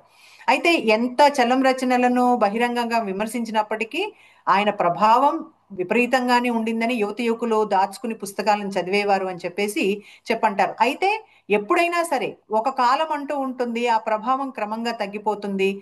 రూసో అంటే ఫ్రెంచ్ విప్లవాన్ని ఉత్తేజపరిచిన రూసో గ్రంథాలను కూడా విప్లవం తర్వాత ఆ ప్రజలు చర్మంతో బైండ్ చేస్తామని చెప్పేసి అన్నారంట, ఫ్రెంచ్ ప్రజలు. కాబట్టి ఎప్పుడైనా ఎక్కడైనా ఒక ఉద్యమం ఆయన తీసుకువచ్చారు, అది విజయవంతమైన తర్వాత ఆ విలువ తగ్గిపోతుంది, ఆ ప్రేరణ అనేది తగ్గిపోతుంది. ఎందుకంటే ఆ తర్వాత ఆయన అనుకున్నటువంటి జీవితమే కొనసాగుతూ వస్తుంది కొద్ది గొప్ప మార్పు చేర్పులతో. కాబట్టి ఇంకా మళ్ళీ ఆ తర్వాత ఆ విషయాన్ని గురించి ప్రస్తావించే వాళ్ళు ఉండకపోవచ్చు అని చెప్పేసి అంటారనమాట. అట్లాగే చలం రచనలన్నింటిలో తనకు బాగా ఇష్టమైన రచనగా నవీన సారంగధరుని గురించి ప్రస్తావిస్తారు. అట్లాగే ఒక పువ్వు పూసిందిలో ఆయన చేసినటువంటి ఆ వర్ణన, ఒక వాడిపోయిన పువ్వుని చలం వర్ణించిన తీరు తనని ఆకట్టుకుందని చెప్తారనమాట. ఆయనకున్న అపూర్వమైన శక్తిని, ఆ దిగ్భ్రమ కలిగించేటువంటి ఒక ఉత్తేజాన్ని పాఠకుల్లో కలిగిస్తాయని చెప్పేసి అంటారు. తర్వాత ఆయన ఇంకా రచనలు చేయలేదు అని మనం ఆయనని అనుకోకుండా, కంప్లైంట్ లేకుండా ఉన్న వాటితో సంతృప్తి చెంది, అంటే ఇది ఆనాడు రాసిన వ్యాసం కాబట్టి సంతృప్తి చెంది అందుకు చాలా ఆనందంగా ఆయనకి కృతజ్ఞతలు చెప్పాలి అని చెప్పేసి ఆయన ప్రకటిస్తారు. తర్వాత ఆ, బాపిరాజు గారి గురించి చెప్తూ, జీవితం పట్ల బాపిరాజు గారి దృక్పథం, ఇది ఆయన రాసిన వ్యాసం. చాలా చిన్న వ్యాసమే. అంటే బాపిరాజు గారి దృక్పథాన్ని గురించి చెప్తూ, ఆయన జీవిత దృక్పథము సౌందర్యం, స్వేచ్ఛ, ఆనందం, ఈ మూడింటితో ముడిపడి ఉంది అని చెప్తారనమాట. అంటే ఆయన రచనలు, చిత్రలేఖనం, ఈ రెండు చాలా గొప్పవి. కానీ వాటిని మించిన వ్యక్తిత్వం గురించి రాస్తారు, వాటిని మించిన వ్యక్తిత్వం గురించి ఇక్కడ ప్రస్తావిస్తారనమాట. పైగా ఇక్కడే చెప్తారు, 15 ఏళ్లలో కేవలము 12 గంటలే తన పరిచయం ఆయనతోని. కానీ ఆయనకున్న కళారంగంలో స్థిరమైన కీర్తిని సమీక్షిస్తారు. ఆయన ఎటువంటి సిద్ధాంతాలు ప్రచారం చేయలేదు, ఎటువంటి ఉద్యమాలు లేవదీయలేదు అని ఆయన వ్యక్తిత్వాన్ని గురించి ఇందులో మనకి పరిచయం చేస్తారు. పరిచయం చేస్తూ ఆయనని గేథే, విట్మన్ లాంటి మహనీయులతో పోలుస్తారనమాట. అంటే సమాజంతో నిమిత్తం ఉంటూనే ఇటు పక్కన రాజకీయాలు, సంసారం, ఉద్యోగం వంటి బంధనాలకు లొంగకుండా ఒక సౌందర్యంతో కూడిన స్వచ్ఛమైన ఆనందాన్ని అన్వేషించేవాడని చెప్పేసి చెప్తారనమాట. ఆ అంటే కొన్ని ఉదాహరణలు చెప్తూ, గోదావరి ఒడ్డున ఆకాశం చూస్తూ గడిపిన క్షణాలు ఆయనకు అపారమైన ఆనందాన్ని ఇచ్చాయని, ఆ ఆనందాన్ని ఆయన పద్యం రూపంలోనూ, ఉత్తరం రూపంలోనూ, నవల రూపంలోనూ పంచుకునేవారని చెప్పేసి చెప్తారనమాట. తర్వాత దేవులపల్లి కృష్ణశాస్త్రి కవిత్వాన్ని గురించి చెప్తూ నేను కొంచెం త్వరగా చెప్పడానికి ప్రయత్నం చేస్తాను. దేవులపల్లి కృష్ణశాస్త్రి కవిత్వాన్ని గురించి చెప్తూ, కవిత్వం అంటే తనకు చాలా ఇష్టం అని చెప్తూ ఎంత చక్కగా చెప్తారంటే ఈ విషయాన్ని, ఆయన కవిత్వాన్ని తాను చాలా రహస్యంగా చదువుకుంటానని, తన కోసం మళ్ళీ మళ్ళీ చదువుకుంటానని చెప్తూ దానికి ఒక ఉపమానం చెప్తారు. లోభి బంగారం ముద్ద దాచుకుని చూసుకున్నట్లు తాను కృష్ణశాస్త్రి కవిత్వాన్ని చదువుకుంటాను అని ప్రకటిస్తాడనమాట ఆయన. అంటే ఆయన అంటాడు ఏంటంటే, ఆ కవితల్లో ఏదో ఉంది, ఏదో గొడవ ఉంది, తనతో ఏదో చెప్పాలని ఒక ఆరాటం ఉంది, తనతో ఏదో మొరపెట్టుకోవాలనేటువంటి ఒక ఆ విషయం ఉంది. కాబట్టి దాన్ని నేను ఎప్పటికప్పుడు మళ్ళీ మళ్ళీ చదువుకుంటూ ఉంటానని చెప్పేసి అంటాడనమాట. చెప్తూ ఏంటో అది, ఆ గొడవ ఏంటో స్పష్టంగా తెలియకపోయినా హృదయాన్ని మాత్రం చాలా కదిలిస్తుంది అని చెప్పేసి అంటాడనమాట. అయితే సాధారణంగా అందరూ ఒక మాట అంటారు ఏంటంటే, కవిత్వం గుంపుల్ని కదిలించాలి, జనుల్ని ప్రేరేపించాలి, కర్తవ్యోన్ముఖుల్ని చెయ్యాలి, కార్యోన్ముఖుల్ని చెయ్యాలి అంట. కానీ కృష్ణశాస్త్రి కవిత్వాన్ని మాత్రం తను చాలా ఏకాంతంగా ఆస్వాదిస్తాను అని చెప్తాడు ఆయన. అంటే అందులో ఉండేటువంటి ఆ దైన్యం కానీ, ఆ విషాదం కానీ, ఆ ఒంటరితనం కానీ తనకు ఒక్కడికే సొంతం, అసలు ఎవరు దీన్ని పంచుకోలేరు, అంటే ఆ కవి ఎలా భావించి రాశాడో అది సరిగ్గా తాను దాన్ని తీసుకుంటాడనమాట. అట్లాగే వెంటనే విశ్వ సాహిత్యంలో ఉండే కొద్దిమంది కవులు ఉంటారు, వాళ్ళని తీసుకొస్తాడు పోల్చడానికి. 18, 19 శతాబ్దాల మధ్యన ఉన్నటువంటి ఆంగ్ల కవులైనటువంటి షెల్లీ, కీట్స్ ఛాయలు కనిపిస్తాయని, అప్పటికే బిఏ చదువుకున్న విద్యావంతుడిగా కృష్ణశాస్త్రి ఆ పాశ్చాత్య సాహిత్య ధోరణులను కూడా చాలా తన కవిత్వంలో సమన్వయం చేశాడని చెప్పేసి ఒక తులనాత్మక పరిశీలన మనకి ఇక్కడ కనిపిస్తుంది బుచ్చిబాబు వ్యాసంలో. అంటే ఆ రోజుల్లో నిజానికి చాలా యవ్వనంలో ఉన్నాడు కృష్ణశాస్త్రి. యవ్వనంలో ఏముంటుంది? ఉత్సాహం ఉంటుంది, ఉద్వేగం ఉంటుంది, ఆశ ఉంటుంది, ఆనందం ఉంటుంది. ఇవన్నీ కదా వ్యక్తిత్వాన్ని తీర్చిదిద్దాలి. కానీ ఆ రోజు పరిస్థితి ఏమిటి? ఆనాడు దేశంలో పరాయి పాలన ఉంది. కాబట్టి దేశంలో స్వేచ్ఛ లేదు, అనువైన ఉద్యోగం లేదు, ప్రేమించిన స్త్రీ దొరకలేదు. కాబట్టే కృష్ణశాస్త్రి కవిత్వం అంతా బాధ, నిరాశ, దుఃఖంతో నిండి ఉంది అని చెప్పి అంటాడనమాట. అలాంటి ఒక కవిత్వంలో ఏను మరణించుచున్నాను అని కృష్ణశాస్త్రి రాసిన ఒక కవిత్వ పంక్తిని పట్టుకొని ఇది అస్తిత్వ సంక్షోభాన్ని చూపిస్తుందంటూ జీన్ పాల్ సార్త్రే ఎగ్జిస్టెన్షియలిజంతో పోల్స్తాడు ఆయన. అంటే ఎక్కడికక్కడ కవిత్వంలో కవితా వాక్యాలు కావచ్చు, వాళ్ళు రాసినటువంటి కథల్లోని విషయాలు కావచ్చు, వస్తువు కావచ్చు, వాళ్ళ శైలి కావచ్చు, వీటన్నింటినీ కూడా విశ్వ సాహిత్యంలో ఉండేటువంటి రచయితలతో పోల్స్తూ, వీళ్ళు విశ్వ సాహిత్యంలోని రచయితలతో గలిగిన వాళ్ళు అనేటువంటి విషయాన్ని ఆయన చెప్పదలుచుకున్నాడు అనమాట. అట్లాగే కృష్ణశాస్త్రి కవిత్వానికి ఇంకో లక్షణం ఉందని చెప్తాడు. అదేంటంటే, పాఠకుడు 4, 5 ఏళ్లకు ఒకసారి తాను ఎంతవరకు ఎదిగాడో గ్రహించుకోవాల్సింది కృష్ణశాస్త్రి కవిత్వాన్ని చదివే. ఒకనాడు చదివింది తర్వాత రుచించకపోవచ్చు, అప్పుడు పట్టించుకొని ఖండకావ్యం తర్వాత కాలంలో చాలా అపురూపమైంది, చాలా ఇష్టమైంది కావచ్చు. కాబట్టి ఆ మనస్సుల్లో చెలరేగేటువంటి ఉద్రేకపూరితమైనటువంటి ఆ ఆంతరంగిక చలనానికి, జ్వలనానికి, అలజడికి కృష్ణశాస్త్రి కవిత్వం చాలా కొలబద్దగా ఉంటుంది అని చెప్పేసి అంటాడనమాట. అయితే ఇక్కడ ఇంకొక మాట ఏం చెప్తాడంటే, ఆ రోజు అంటే కృష్ణశాస్త్రి కవిత్వం రాసిన రోజు, ఆ రోజు దేశమంతా ఏం చేస్తున్నది? దేశ స్వాతంత్ర్యం కోసం పోరాడుతున్నది. అందరూ జాతీయోద్యమంలో ఉన్నారు. జాతిని జాగృతం చేసేటువంటి గీతాలాపనలు చేస్తున్నారు. మరో పక్కన ఇతనేం చేస్తున్నాడు, కృష్ణశాస్త్రి ఏం చేస్తున్నాడంటే ఊహాలోకంలో విహరిస్తున్నాడు. దిగిరాను దిగిరాను దివి నుండి భూమికి అంటూ వైయక్తిక భావాలను కవిత్వీకరించాడంటాడు. బహుశా ఆ రోజుల్లో ఆయన కవిత్వాన్ని ఆస్వాదించిన వాళ్ళు కానీ, గుర్తించిన వాళ్ళు కానీ ఉండి ఉండకపోవచ్చు. కానీ ఆ తరువాత 20 ఏళ్లకి, 30 ఏళ్లకి, 40 ఏళ్లకి ఆనాటి కృష్ణశాస్త్రి ఆవేదనను పంచుకోగలిగినటువంటి వాళ్ళ సంఖ్య పెరిగింది అని చెప్పేసి అంటాడు. ఇది చాలా సునిశ్చితమైనటువంటి పరిశీలనగా మనం గుర్తించవచ్చు. పైగా చాలా నిక్కచ్చిగా తన విమర్శన చేస్తూ ఉంటాడు. పైగా కృష్ణశాస్త్రికి ఇష్టమైనటువంటి కొన్ని క్రియలు చెప్తాడు. కృంగిపోవటం, జారిపోవటం, తునియలు కావటం, తుళ్ళిపోవటం, కరిగిపోవటం. అంటే ఏమిటి అంటే ఇందులో పడడం, పడిపోవడం ఇవి చాలా ప్రధానమైనవి. ఎందుకు అంటే ఆయన ఎప్పుడు పైనే ఉంటాడు కదా, కాబట్టి పడిపోవడం అనేది చాలా ప్రత్యేకమైన సౌందర్యంగా విమర్శిస్తాడనమాట. చాలా సున్నితమైన విమర్శ చేస్తాడు బుచ్చిబాబు. తర్వాత గోపీచంద్తో తన అనుభవాలు. అందరూ కవులు రచయితల కంటే గోపీచంద్తో ఈయన కొంతకాలం ట్రావెల్ చేశారు. ఆ అనుభవాలను, పైగా ఆయన నాటకాలు రాయటానికి కొన్నిసార్లు వస్తువులను కూడా ఈయన ఇచ్చి ఉన్నారు, ఈయన ప్రతిపాదించి ఉన్నారు, ఈయన సలహా ఇచ్చి ఉన్నారు. అట్లా గోపీచంద్తో నేనెరిగిన గోపీచంద్ అనేటువంటి వ్యాసం రాస్తారు. అందులో ఆయన దృక్పథాన్ని, ఆయన భావజాలాన్ని, అంటే ఆయన రచనల్లో ప్రతిఫలించినటువంటి భావజాలాన్ని తన ఆ వ్యాసంలో రాస్తారనమాట. అంటే చాలా లోతైన, నిజానికి ఒక రకంగా చెప్పాలంటే బుచ్చిబాబు, గోపీచంద్ ఒకే రకమైనటువంటి భావజాలం కలిగినటువంటి వాడు. అంటే ఆ తాత్విక దృక్పథం ఉంది, బాగా లోతైనటువంటి లోచూపు ఎక్కువ ఉంది, లోతైనటువంటి తాత్విక భావనలు ఉన్నాయి. ఇటు అసమర్థుని జీవయాత్ర కావచ్చు, అటు చివరకు మిగిలేది కావచ్చు, రెండూ కూడా ట్రెండ్ సెట్టర్స్ లాంటివి ఆ రోజుల్లో, అప్పటికి ఇప్పటికీ కూడా.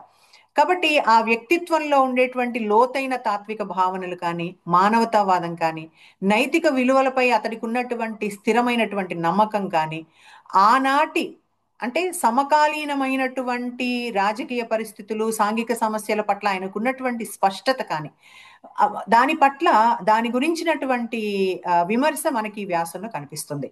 అంటే ఒక విశ్లేషణ చేస్తాడు ఈ వ్యాసంలో. ఎప్పుడు పరిచయం ఏర్పడిందంటే రేడియోకి నాటకాలు రాస్తున్న సందర్భంలో గోపీచంద్తో వీరికి పరిచయం ఏర్పడింది.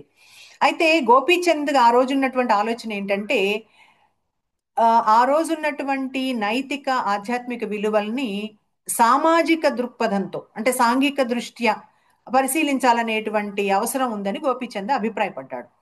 అయితే అలాంటి ఒక దృక్పథంతోనే రాసిన నాటకం మాంచాల. మాంచాల నాటికం గురించి ప్రస్తావిస్తూ, ఇది ఒక దేశభక్తి త్యాగం ప్రధానంగా సాగినటువంటి చారిత్రక నాటిక అని చెప్తూ, మామూలుగా ఒక ఉద్రేకం అనేది పాటలోనూ, పద్యంలోనూ అంతం కావాలని సాధారణంగా ఉంటుంది.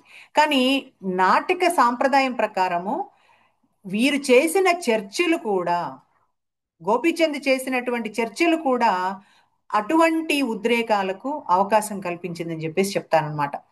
అట్లాగే కవిత మాత్రమే ఆవేశం రేకెత్తించగలదన్న అభిప్రాయం సరైంది కాదు అని ఇబ్సెన్, షా, ప్రీస్లీ లాంటి వాళ్ళ నాటకాలు రుజువు చేశాయి. అట్లాగే ఈ రేడియోకి మాంచాల నాటిక రాసినప్పుడు అది ఒక తర్కబద్ధమైనటువంటి ప్రేరణకు, రసానుభూతికి అవకాశం కల్పించిందని చెప్పేసి చెప్తారు. అట్లాగే ఆ బట్లర్ ఎరివాన్ అనేటువంటి, అంటే నోవేర్ని తిరగవేస్తాడు, నోవేర్ని తిరగవేస్తే ఎరివాన్ అని వస్తుంది. ఆ ఎరివాన్ అనేటువంటి నాటకం రాస్తాడు. అదేంటంటే అంటే సామాజిక సాంప్రదాయాలను, ఎటువంటి సామాజిక సాంప్రదాయాలు మానవుడు సమకూర్చుకోవాలట అంటే, తాను అనుసరించగలిగినటువంటి నైతిక విలువలను, ఆనందాన్ని ఇచ్చేటువంటి సామాజిక సంప్రదాయాలను మనిషి, అంటే ఒక హేతువాదం ప్రధాన వస్తువుగా సాగినటువంటి నాటకం. దీనిని బుచ్చిబాబు గారు గోపీచంద్ గారికి సలహా ఇచ్చారు. దీనిని తెలుగులో రాయమని చెప్పేసి. అప్పుడు ఆయన చాలా వినోదాత్మకంగా తీసుకున్న వస్తువు కొంత ఆ, బరువైనదైనప్పటికీ చాలా వినోదాత్మకంగా చాలా సుబోధకంగా రాసినటువంటి నాటిక ఏంటి అంటే విచిత్ర ప్రక్రియ. తర్వాత ఆ, యవ్వనోద్రేకం కల్పించినటువంటి ప్రేమ వాస్తవంలో ఎలాగ కరిగిపోతుందో చిత్రించినటువంటి నాటిక పశ్చిమ వాహిని. వీటన్నింటి గురించి ప్రస్తావిస్తూ ఆయన సమకాలీనమైనటువంటి సమస్యలను చాలా నిగూఢంగా ప్రస్తావించాడు అని చెప్పేసి, ప్రతి నాటిక దేనికదే చాలా ప్రత్యేకమైంది అని చెప్పేసి చెప్తాడనమాట. అట్లాగే సాధారణంగా ఆమ్, ఏదైనా ఒకటి నచ్చంది జరిగినప్పుడు ఆ సమాజం విమర్శిస్తూ ఉంటుంది. అంటే మనుషులు విమర్శిస్తూ ఉంటారు ఏదైనా నచ్చంది జరిగినప్పుడు. ఆ తత్వాన్ని తీసుకొని ఒక నాటిక రాయమని చెప్పి అడిగారట బుచ్చిబాబు గారు గోపీచంద్ని. ఆయన గుడ్డి సంఘం అనే నాటిక రాశారు. కాబట్టి అట్లాగా కేవలం నాటకాలే కాదు, తన అంతరంగ సంఘర్షణను ఇటు నవల రూపంలో కథానిక రూపంలో రాయటం ద్వారా ఒక సమన్వయాన్ని సాధించినటువంటి వ్యక్తి గోపీచంద్ అని చెప్పేసి చెప్తారు. అట్లా ఆయన గోపీచంద్ గురించి ఆ, ఇతర రచయితల గురించి ప్రస్తావిస్తారు. తర్వాత ఇందులోనే ఉన్నటువంటి ఇంకొక రచయిత ఆ బాలగంగాధర్ తిలక్, కథకుడు, కవి. బాలగంగాధర్ తిలక్ గురించి మాట్లాడతారు. ఆయన చాలా అసాధారణమైన కవి, రచయిత అని చెప్పేసి అంటారనమాట. అంటే ఆయనలో ఉన్నటువంటి ఆ రచనల్లో ఏమిటి స్పష్టంగా కనిపిస్తాయటంటే, ఆయన వ్యక్తిత్వంలో ఉన్నటువంటి మానసిక స్వేచ్ఛ, ఆయన వ్యక్తిత్వంలో ఉన్నటువంటి నిజాయితీ, అవి కాకుండా జీవితాన్ని చాలా సమగ్రంగా చూసేటువంటి దృక్పథం, ఆ దృష్టి, ఇవన్నీ ఆయన రచనలు చాలా స్పష్టంగా కనిపిస్తాయి అంటారు. తర్వాత ఒక మాట చాలా నిజాయితీతో ఒప్పుకుంటారు బుచ్చిబాబు గారు. అదేంటంటే తిలక్ రచనలన్నీ చదవలేదు. అంటే తాను ఆ వ్యాసం రాసే నాటికి తాను ఆయన రచనలన్నీ చదవలేదని చాలా నిజాయితీగా చెప్తూనే, చదివిన కొద్ది రచనలు తనని ఎంత ఆకర్షించాయంటే తాను వ్యాసం రాయకుండా ఉండలేకపోయాను అంటారనమాట. అంటే ఆయన అటు తిలక్ సంభాషణల్లో కానీ రచనల్లో కానీ ఎక్కడా కూడా ఒక స్వలాభం ఆశించనటువంటి స్వేచ్ఛాబద్ధమైనటువంటి కౌతూహలం అని చెప్పి అంటారనమాట. అంటే స్వేచ్ఛాబద్ధత, నిజానికి ఇవి రెండు విరుద్ధాంశాలు. స్వేచ్ఛ ఉన్న చోట బద్ధత ఉండదు. కానీ ఈ రెండు విరుద్ధాంశాలైనా సరే ఆయన ఎటువంటి నిర్బంధాలు లేకుండా ఆ స్వేచ్ఛాబద్ధమైనటువంటి కుతూహలాన్ని, తృష్ణని కలిగి ఉండి జీవితాన్ని చాలా సమగ్రంగా పరిశీలించాడు. ఆయన కూడా చాలా తక్కువ కాలం జీవించి ఆ తక్కువ కాలంలోనే తనకి దొరికినటువంటి ప్రతి అవకాశాన్ని, ఆ తన చుట్టూ ఉండేటువంటి సమాజాన్ని, జీవితాలను పరిశీలించడానికి, ఆ సత్యాలను అన్వేషించడానికి మాత్రమే ఆయన ఆ, ప్రయత్నించాడని చెప్పేసి చెప్తాడనమాట. చెప్తూ ఆమ్, ఒక కొన్ని కవితా వాక్యాల ప్రస్తావన చేస్తాడు. అరటి తోట నడుం కట్టి కాలువ ఏటువాలుగా మలుపు తిరిగింది, నారికేళ వనాంతాన ప్లాటినం సంకేతంలా మెరుపు మెరిసింది, వానలో కానలో నాకు అవిరామ ప్రాచీనత స్ఫురిస్తుంది, బాబిలోనియన్ ఈజిప్టు నాగరికతా స్తూపాల నీడలలో ప్రాణప్రియ మనం ఇరువురం మధువు సేవించినట్లు గుర్తుకొస్తుందని కవితా పంక్తులను ఉదహరిస్తారు.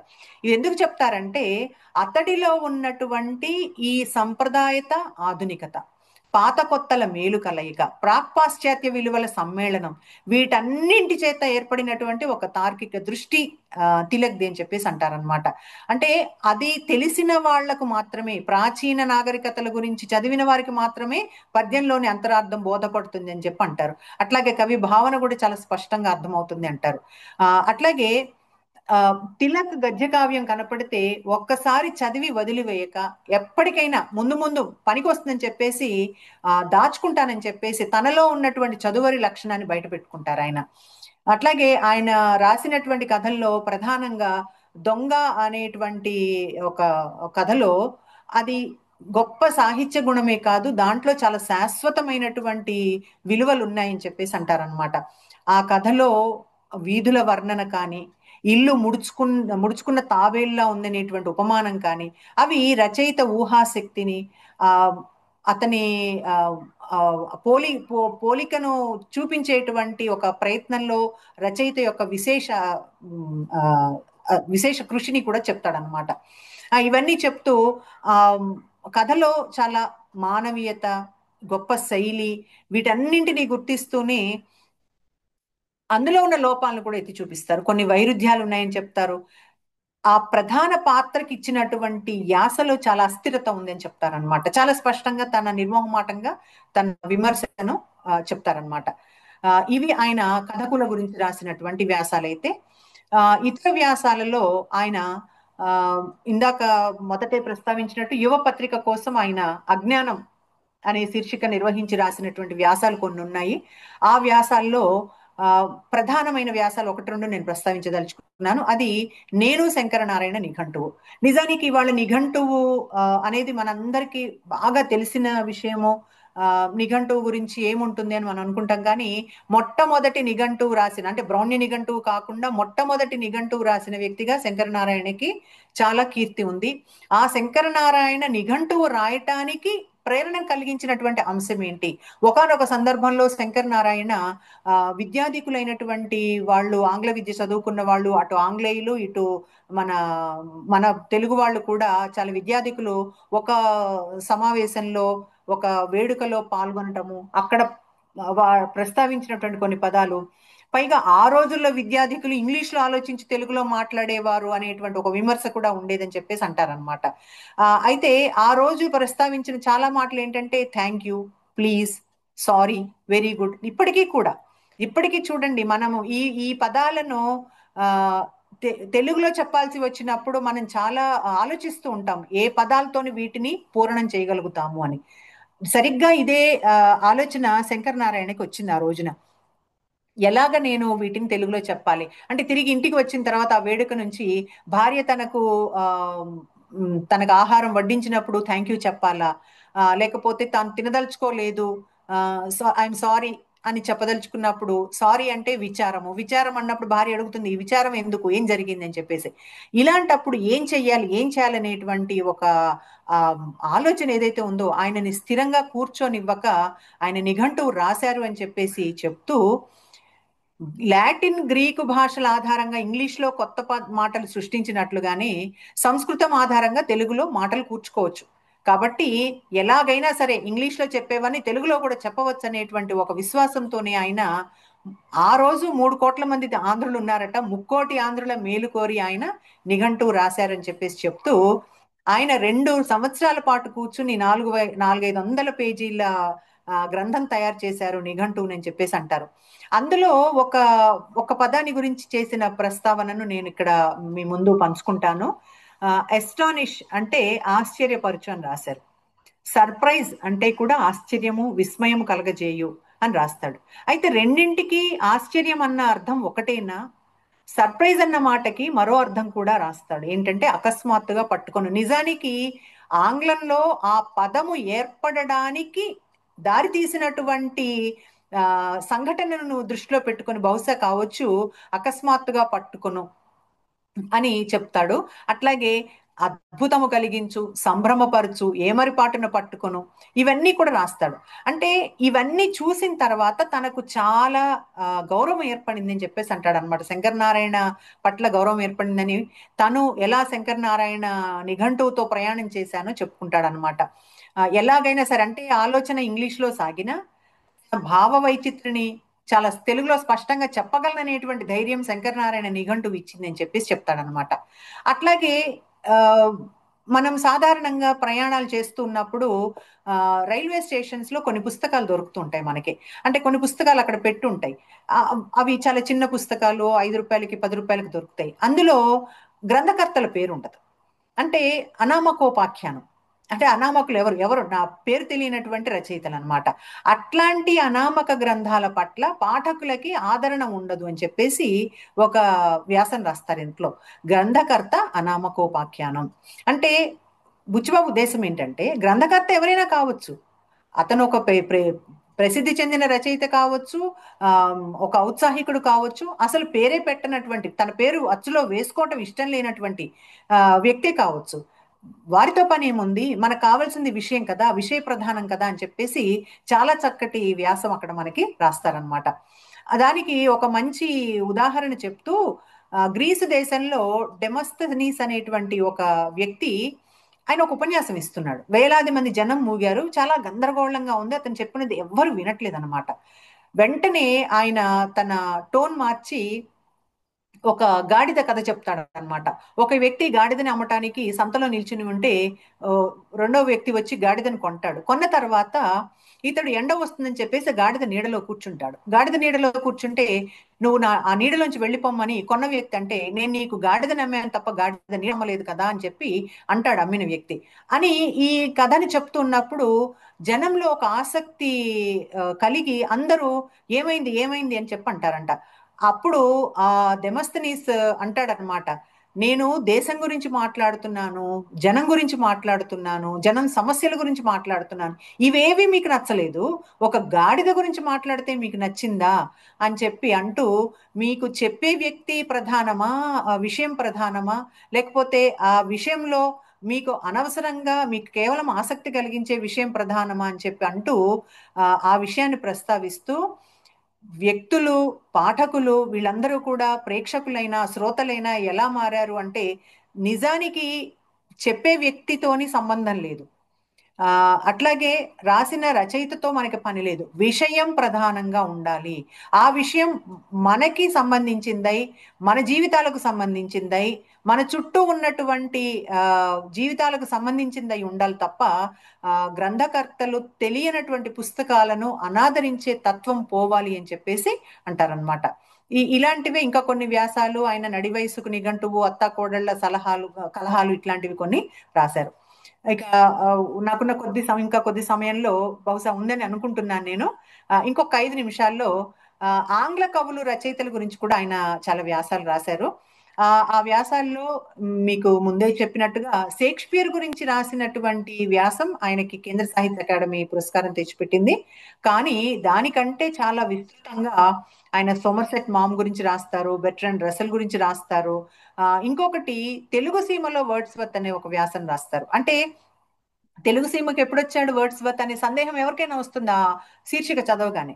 అంటే వర్డ్స్వర్త్ కవిత్వం ఎలా ఉంటుంది అంటే, ఆయన తెలుగు నేలపై ప్రధానంగా నదీ ప్రవాహాల పక్కనున్నటువంటి గ్రామాలు, పచ్చిక బయళ్ళు, పల్లెటూళ్ళ ప్రస్తావన, ఆయన ఆ వర్ణన ఆయన కవిత్వంలో ఎలా ఉంటుందంటే, అసలు మన నేల చూసే రాశాడా, మన ప్రాంతం చూసే రాశాడా అనే ఒక ఆలోచన కలుగుతుంది అంటారు. కారణం ఏమిటి అంటే, వర్డ్స్వర్త్ జీవితం ప్రకృతితో మమేకమైపోయింది. ఆయన ఆయన జీవితం అంతా కూడా ప్రకృతి మధ్యనే గడిపాడు. ఆ బ్రిటిష్ కవి మొత్తం జీవితం అంతా ప్రకృతి మధ్యనే గడిపాడు. చాలా సుదీర్ఘమైనటువంటి ప్రయాణాలు చేశాడు ఆయన. అంటే ఆ ప్రకృతితోని కేవలం వర్ణనే కాదు, దాని వల్ల కలిగేటువంటి ఒక శాంతి, ఒక ఆనందం, దానిని ఆయన తన కవిత్వంలో ప్రకటిస్తూ వచ్చాడు. అంటే ప్రకృతి ఏం చేస్తుందంటే మానవుడి చైతన్యాన్ని ప్రభావితం చేస్తుంది. మనందరికీ తెలుసు, మనం నిల్చున్న ప్రదేశంలో ఉండే వాతావరణం మన ఆలోచన పైన, మన మన అభివృద్ధి పైన ప్రభావం చూపిస్తుంది. కాబట్టి అలాంటి ఒక ప్రాంతంలో పుట్టాడు కాబట్టి వర్డ్స్వర్త్ పెన్ను నుంచి, కలం నుంచి అట్లాంటి ఒక ఆ, ప్రకృతితో మమేకమైనటువంటి కవిత్వం వచ్చిందని చెప్పేసి అంటాడనమాట. ది ప్రెల్యూడ్ అనేటువంటి ఒక ఉపోద్ఘాత కావ్యంలో ఆయన బాల్యానుభవాల వల్ల తనకి ప్రకృతితో ఏర్పడినటువంటి ఆ ఆంతరంగిక బంధాన్ని, విడదీయలేనటువంటి ఒక బంధాన్ని వివరిస్తాడు అని చెప్పేసి చెప్తారనమాట.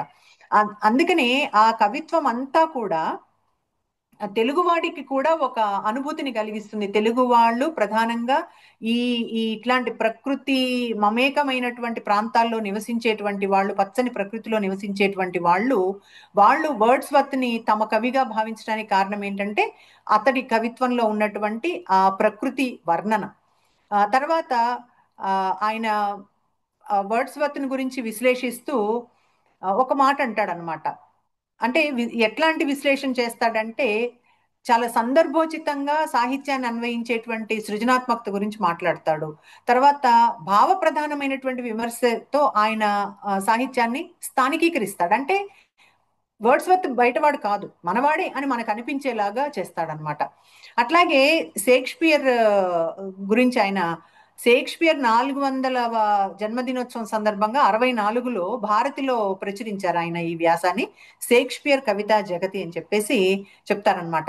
ఆయన అంటాడు, అంటే విఎస్ క్రికెట్ చెప్పినటువంటి ఒక మాటను, షేక్స్పియర్ గురించి చెప్పిన మాటని ఇక్కడ ప్రస్తావిస్తాడనమాట. షేక్స్పియర్ ని విశ్వంలో తిరిగేటువంటి ఒక గ్లోబ్, ఒక భూగోళంగా పోల్స్తాడట విఎస్ క్రికెట్. సో ఆ విషయాన్ని చెప్తూ ఎందుకంటాడంటే ఆయన రచనలు అంత ప్రపంచవ్యాప్తంగా ఖ్యాతి గడించాయి. ప్రపంచవ్యాప్తంగా ఎక్కడ ఏ దేశంలోనైనా సరే షేక్స్పియర్ యొక్క రచనలు ప్రఖ్యాతి గడించాయని చెప్పేసి అంటూ ప్రతినిత్యం ఆయన గురించి పుస్తకాలు వస్తాయి, ప్రతినిత్యం వ్యాసాలు వెలువడుతూనే ఉంటాయి. ఇది ఆయన యొక్క సాహిత్య ప్రాముఖ్యతను తెలియజేస్తుంది అంటాడు. అలాగే ఆయన నాటకాలన్నీ విషాదాంతాలే, కానీ అవి మానవుడి యొక్క అంతరంగ వికాసాన్ని వెల్లడిస్తాయని చెప్పేసి అంటాడనమాట. అది రకరకాల వ్యాసాల గురించి ఇందులో చాలా సుదీర్ఘమైనటువంటి వివరణలు ఇస్తూ ఆయన మనస్తత్వం, తత్వము, జీవిత సమస్యలపైన దృక్పథము, ఇవన్నీ అర్థం చేసుకోవడానికి కూడా అనేక గ్రంథాలు వెలువడ్డాయి అంటాడు షేక్స్పియర్. తర్వాత కొంతమంది విమర్శకులు ఆయనని హెమ్లెట్ తో పోల్చారు. ఎందుకంటే ఒక హెమ్లెట్ నాటకం ఏమిటి, ఒక ఆలోచనాపరుడైనటువంటి నిర్ణయం తీసుకోలేనటువంటి వ్యక్తి సమస్యను చిత్రిస్తుంది. అట్లాంటి ఒక తత్వం కూడా మనకి షేక్స్పియర్ రచనల్లో కనిపిస్తుందని చెప్పేసి అంటూ ఆ చాలా శైలి చాలా గంభీరంగా ఉందని, ఆయన కవిత్వం చాలా ఊహాశక్తితో, భాషా సౌందర్యంతో ఉంటుందని చెప్పేసి చెప్తాడనమాట.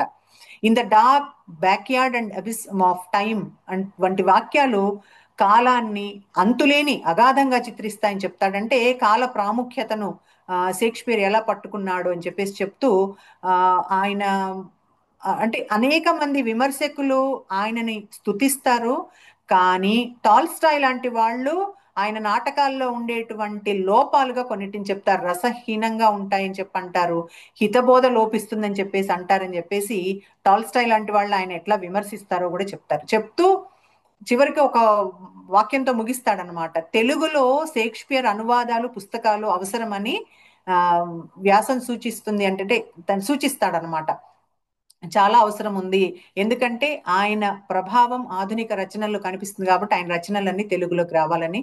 బహుశా ఆ తర్వాత కాలంలో చాలా మంది షేక్స్పియర్ రచనలను అనువాదం చేశారు. ఆయన నాటికలన్నింటినీ కూడా అనువాదం చేసిన విషయం మనందరికీ తెలిసిందే. ఆ నిజానికి చెప్పడానికి ఇంకా కొన్ని విషయాలు ఉన్నప్పటికీ బహుశా సమయం సరిపోయిందని నేను అనుకుంటున్నాను. ఇప్పటికీ 11 గంటల 52 నిమిషాలు అయింది. సమయం ఎక్కువ తీసుకున్నానని భావిస్తే పర్లేదు, నో ప్రాబ్లం.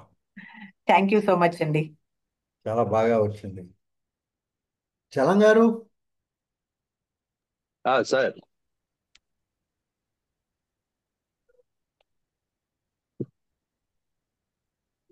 నమస్తే మేడం గారు.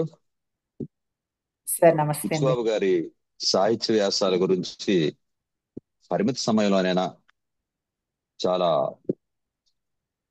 ఎక్కువగా విశ్లేషణాత్మకంగా, సాధికారికంగా వివరించారు. అందుకు ధన్యవాదాలు.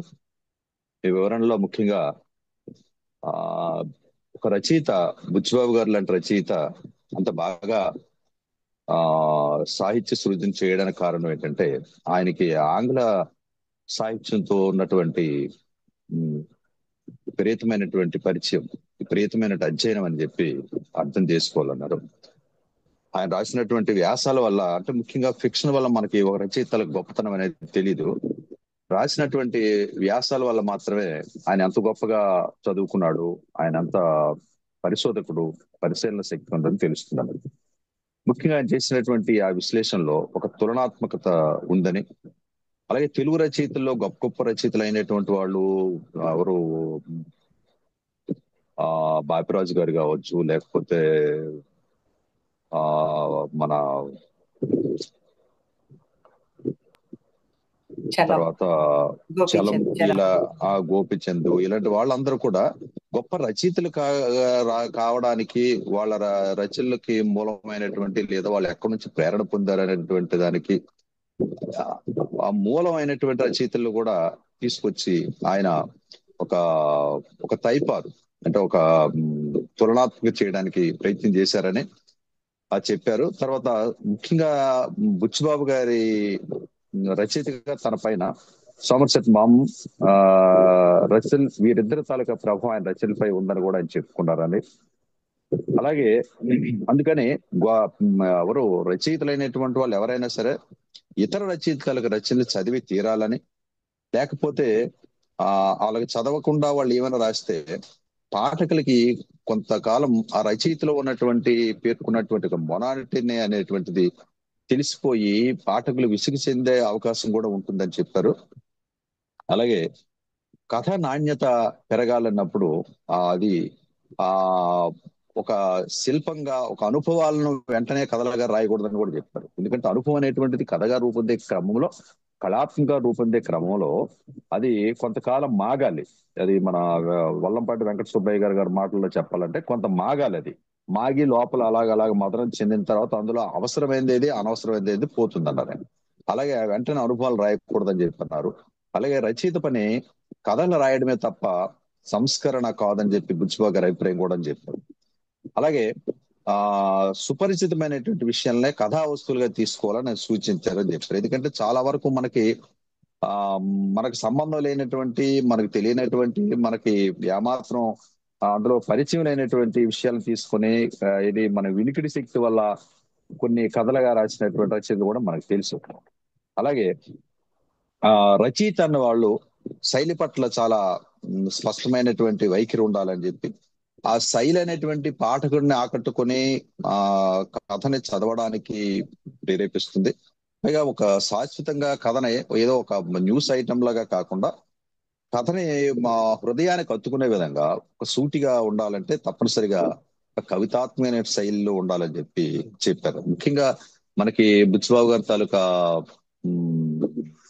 చివరికి మిగిలేదు నవల చదువుతున్నప్పుడు ఈ విషయం మనకు స్పష్టంగా అర్థమవుతుంది.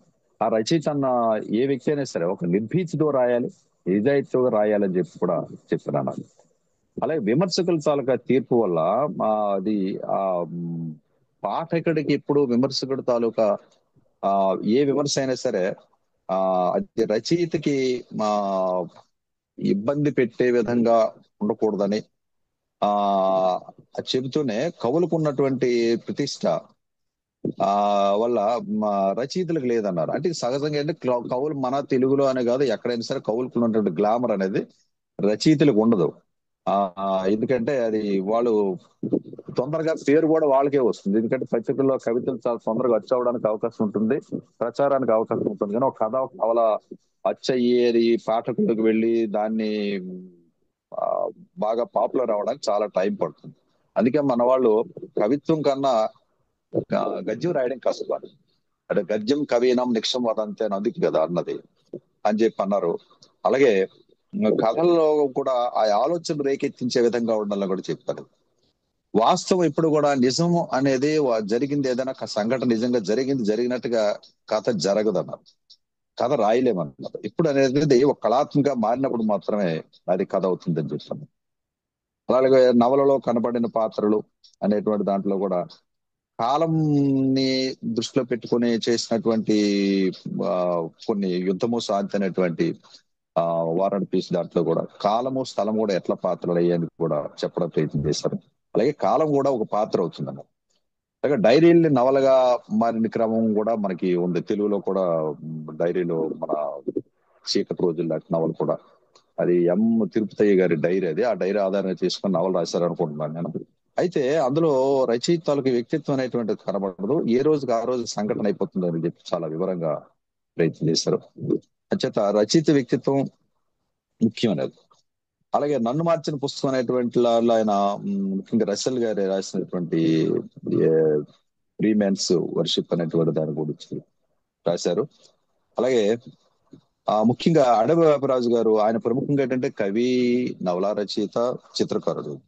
ఈ మూడు సంబంధించినటువంటి ప్రక్రియల్లో కాకుండా ఆయన కథల్లో రచనలో ప్రధానంగా ఉన్నటువంటిది సౌందర్యము, స్వేచ్ఛ, ఆనందం, ఈ మూడింటి ముప్పేటగా రాసినటువంటి ఆయన రచనలో ఎట్లా సాగాయని చెప్పడం ప్రయత్నం చేశారు. అలాగే దేవులపల్లి కృష్ణశాస్త్రి గారి గురించి చెప్తూనే ఆయన ముఖ్యంగా వాళ్ళిద్దరూ సహోద్యోగులు కాబట్టి ఆయన ఎక్కువగా ఏకాంతంగా ఉండి చదువుకోవడానికి ఇష్టపడతానని, అలాగే ఒక లోభి బంగారం ముద్దని రహస్యంగా చూసుకుంటూ మురిసిపోయేలాగా నేను కూడా ఆయన పుస్తకాలు చదువుతూ మురిసిపోతానని చెప్పాను. ఇంకొక మాట కూడా అన్నారు ఆయన, ఏంటంటే ఇది కృష్ణపక్షం, ఊర్వశి, ప్రవాసం, ఈ మూడు అసలు తన కోసమే రాశారని కూడా మాట అన్నారు ఆయన. నా కోసమే రాసి ఉంటారని కూడా నేను బుచ్చిబాబు గారు అన్నారు. ఆ వైయక్తికమైనటువంటి భావనని కవిత్వీకరించడానికి ప్రయత్నం చేశాడు.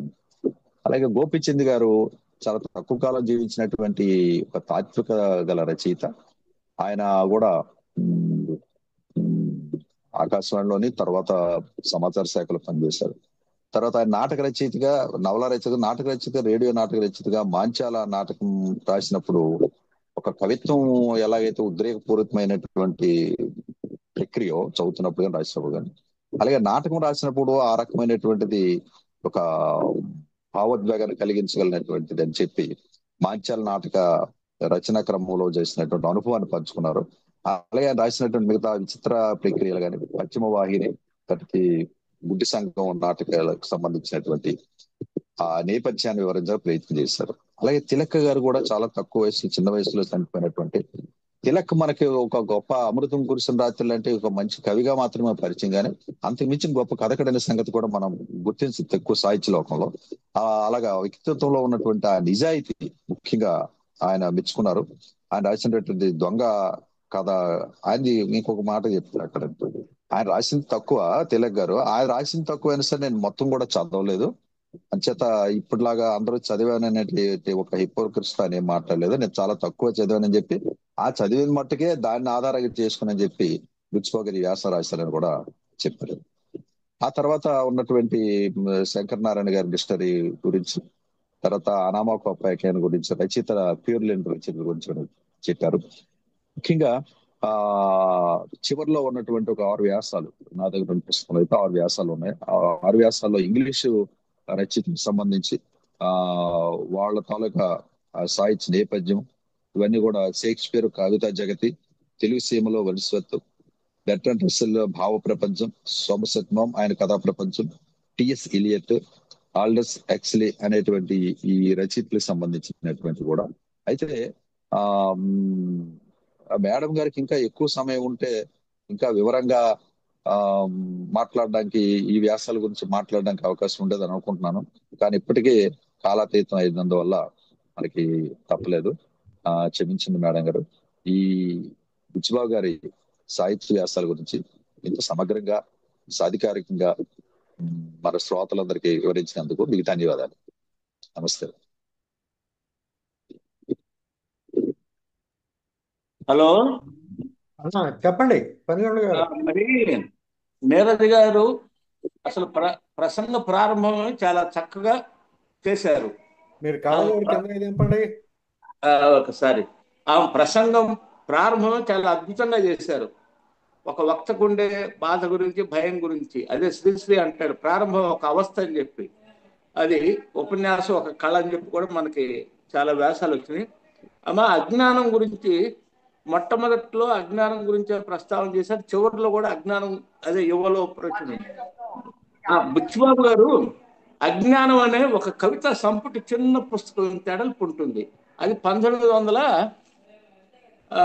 ఎప్పుడు వచ్చిందంటే నా దగ్గర ఉంది ఆ పుస్తకం. 1967 ఫిబ్రవరిలో అది ఆదర్శ గ్రంథ మండలి వాళ్ళు ప్రచురించారు. ఇది పుస్తకం. అది దానికి ముందు ఆయనకి ఎవరంటే కొండపల్లి శేషగిరిరావు గారు లాంటి ఒక గొప్ప కళాకారుడు దానికి ముఖ చిత్రం వేశారనమాట.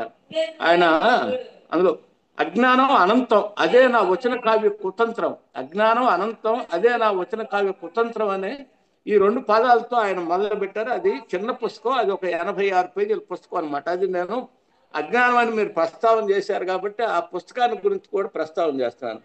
అలాగే అంతరంగ కథనం అని చెప్పి అది 1968లో బహుశా ఆయన పోయిన తర్వాత అచ్చయింది. అది 1932 ఫిబ్రవరి 1932లో ఆయన ఇంటర్మీడియట్ గుంటూరు ఏసీ కాలేజీలో, మా ఊర్లో ఏసీ కాలేజీలో చేరటంతో 15 ఏళ్ల వయసుకు అది ఆగిపోయింది. అది ఆదర్శ గ్రంథ మండలి వాళ్ళు 68లో ఆయన పోయిన తర్వాత ప్రచురించారు. మంచి ప్రసంగం చేశారు. అట్లాగే ఈ అజ్ఞానం అది ఇప్పుడేం దొరకటం లేదు. ఆయన కథలు దొరుకుతున్నాయి, నవలు దొరుకుతుంది. ఒక ప్రధానమైన విషయం ఏంటంటే ఇది తెలుగు కథకుడైన బుచ్చిబాబు కథల్లో తెలుగు జీవితం కనపడదు కాబట్టి ఆయన తెలుగు కథకుడు కాదు అనే ఒక విమర్శ కూడా ఉందని చెప్పి నేను మీ దృష్టికి తెస్తున్నాను. ఆ దృష్టి పాఠకులలో ఉంది, కథా రచయితలలో ఉంది. ఇంకొక విషయం ఏంటంటే ఆ దృష్టితోనే విశాలాంధ్ర తెలుగు కథలు సంపుటి సంకలనంలో ఆయన కథ ప్రచురణకు నోచుకోలేదు.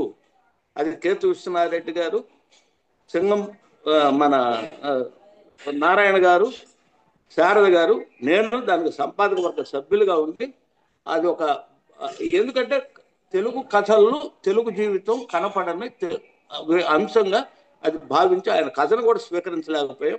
అయితే ఒకటి మన పాఠకులుగా ఆయన సాహిత్యాన్ని చదివితే ఎందుకు అదేది బి కానీ బి కథ కానీ పొగలేని నిప్పు కానీ నిరంతర త్రయం కానీ ఇంకా చాలా కథలు ఉన్నాయి, ముఖ్యమైన కథలు. ఆయన చదువుతుంటే అదేది నన్ను గురించి కథ రాయు ఆయన ఇవన్నీ రావట్లే, ఎక్కడో తెలుగుతనం కనపడదని ఒక అభిప్రాయం ఉండేది. అయితే ఒకటి నేను ఇప్పుడు వారిని విమర్శించే ఇది కాదు, ఒక ప్రస్తావన ఒక గుర్తు చేస్తున్నానని మాత్రమే చెప్తున్నాను. కానీ నీరజ్ గారు మీరు చాలా మంచి ప్రసంగం చేశారు. ఒక ప్రసంగ వ్యాసంగా మనకి ఉపయోగపడుతుంది. మా వాడి చలం కూడా మంచి అధ్యక్షత వహించి చివరిలో బాగా మీ ప్రసంగాన్ని సమీక్షించాడు, బాగుంది. మీకు మా అభ్యుదయ సంఘం పక్షాన నమస్కారాలు, ధన్యవాదాలు అమ్మా. నమస్కారం. Thank you. మిత్రులారా, 12 అయింది. అయింది, మనం ముగిద్దాము. రేపు ఆదివారం. నీరజ్ గారికి మరోసారి ధన్యవాదాలు. వచ్చే వారం వేల్చేరు నారాయణరావు గారి తెలుగులో కవితా విప్లవాల స్వరూపం పుస్తకం పైన ఆచార్య మేడిపల్లి రవికుమార్ గారి ప్రసంగం ఉంటుంది. వచ్చే వారం కలుసుకుందాం. ధన్యవాదాలు. సెలవు. నమస్కారం అండి. Okay, thank you. Thank you Subrahmanyam గారు.